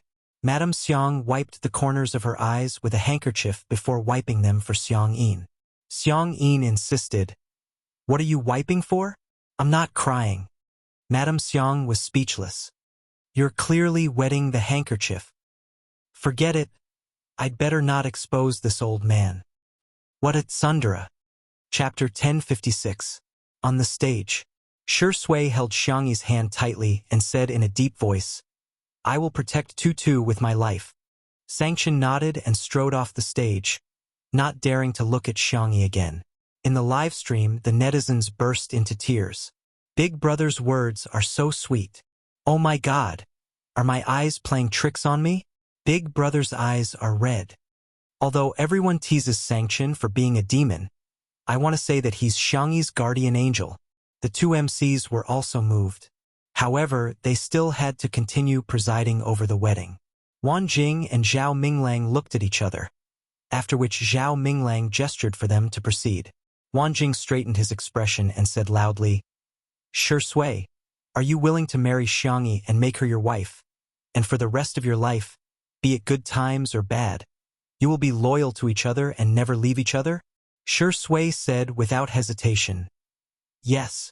Zhao Minglang continued, "Xiangyi, Shi Sui, are you willing to marry Shi Sui and make him your husband? And for the rest of your life, be it good times or bad, you will be loyal to each other and never leave each other?" Xiangyi said firmly, "Yes. Today, I am here to witness the marriage of the two of you. I hope you will grow old together and live happily ever after. Today, I am here to witness the marriage of the two of you. I wish you a happy marriage and have children soon." The crowd immediately cheered. Xiao Naofu wagged its tail excitedly, only to have its tail hooked by little Shiji. Xiao Naofu was still immersed in joy and didn't realize it at all. It was looking at Shi Sui and Xiangyi, but little Shiji was looking at it. Little Shiji quietly inched closer to it. Ah! Blessings from all over the world filled the comments section. "Congratulations! Congratulations! Congratulations, newlyweds! I am the Civil Affairs Bureau. I declare you legal."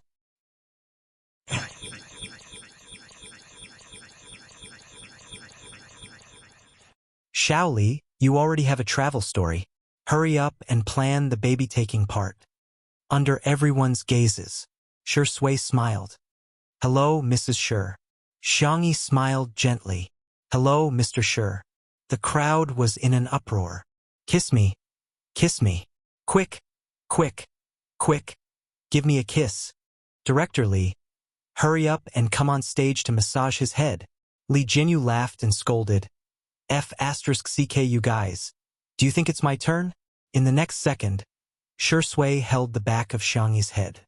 His eyes were deep and seductive, revealing an indescribable depth. A kiss landed on Xiangyi's lips. Under the transparent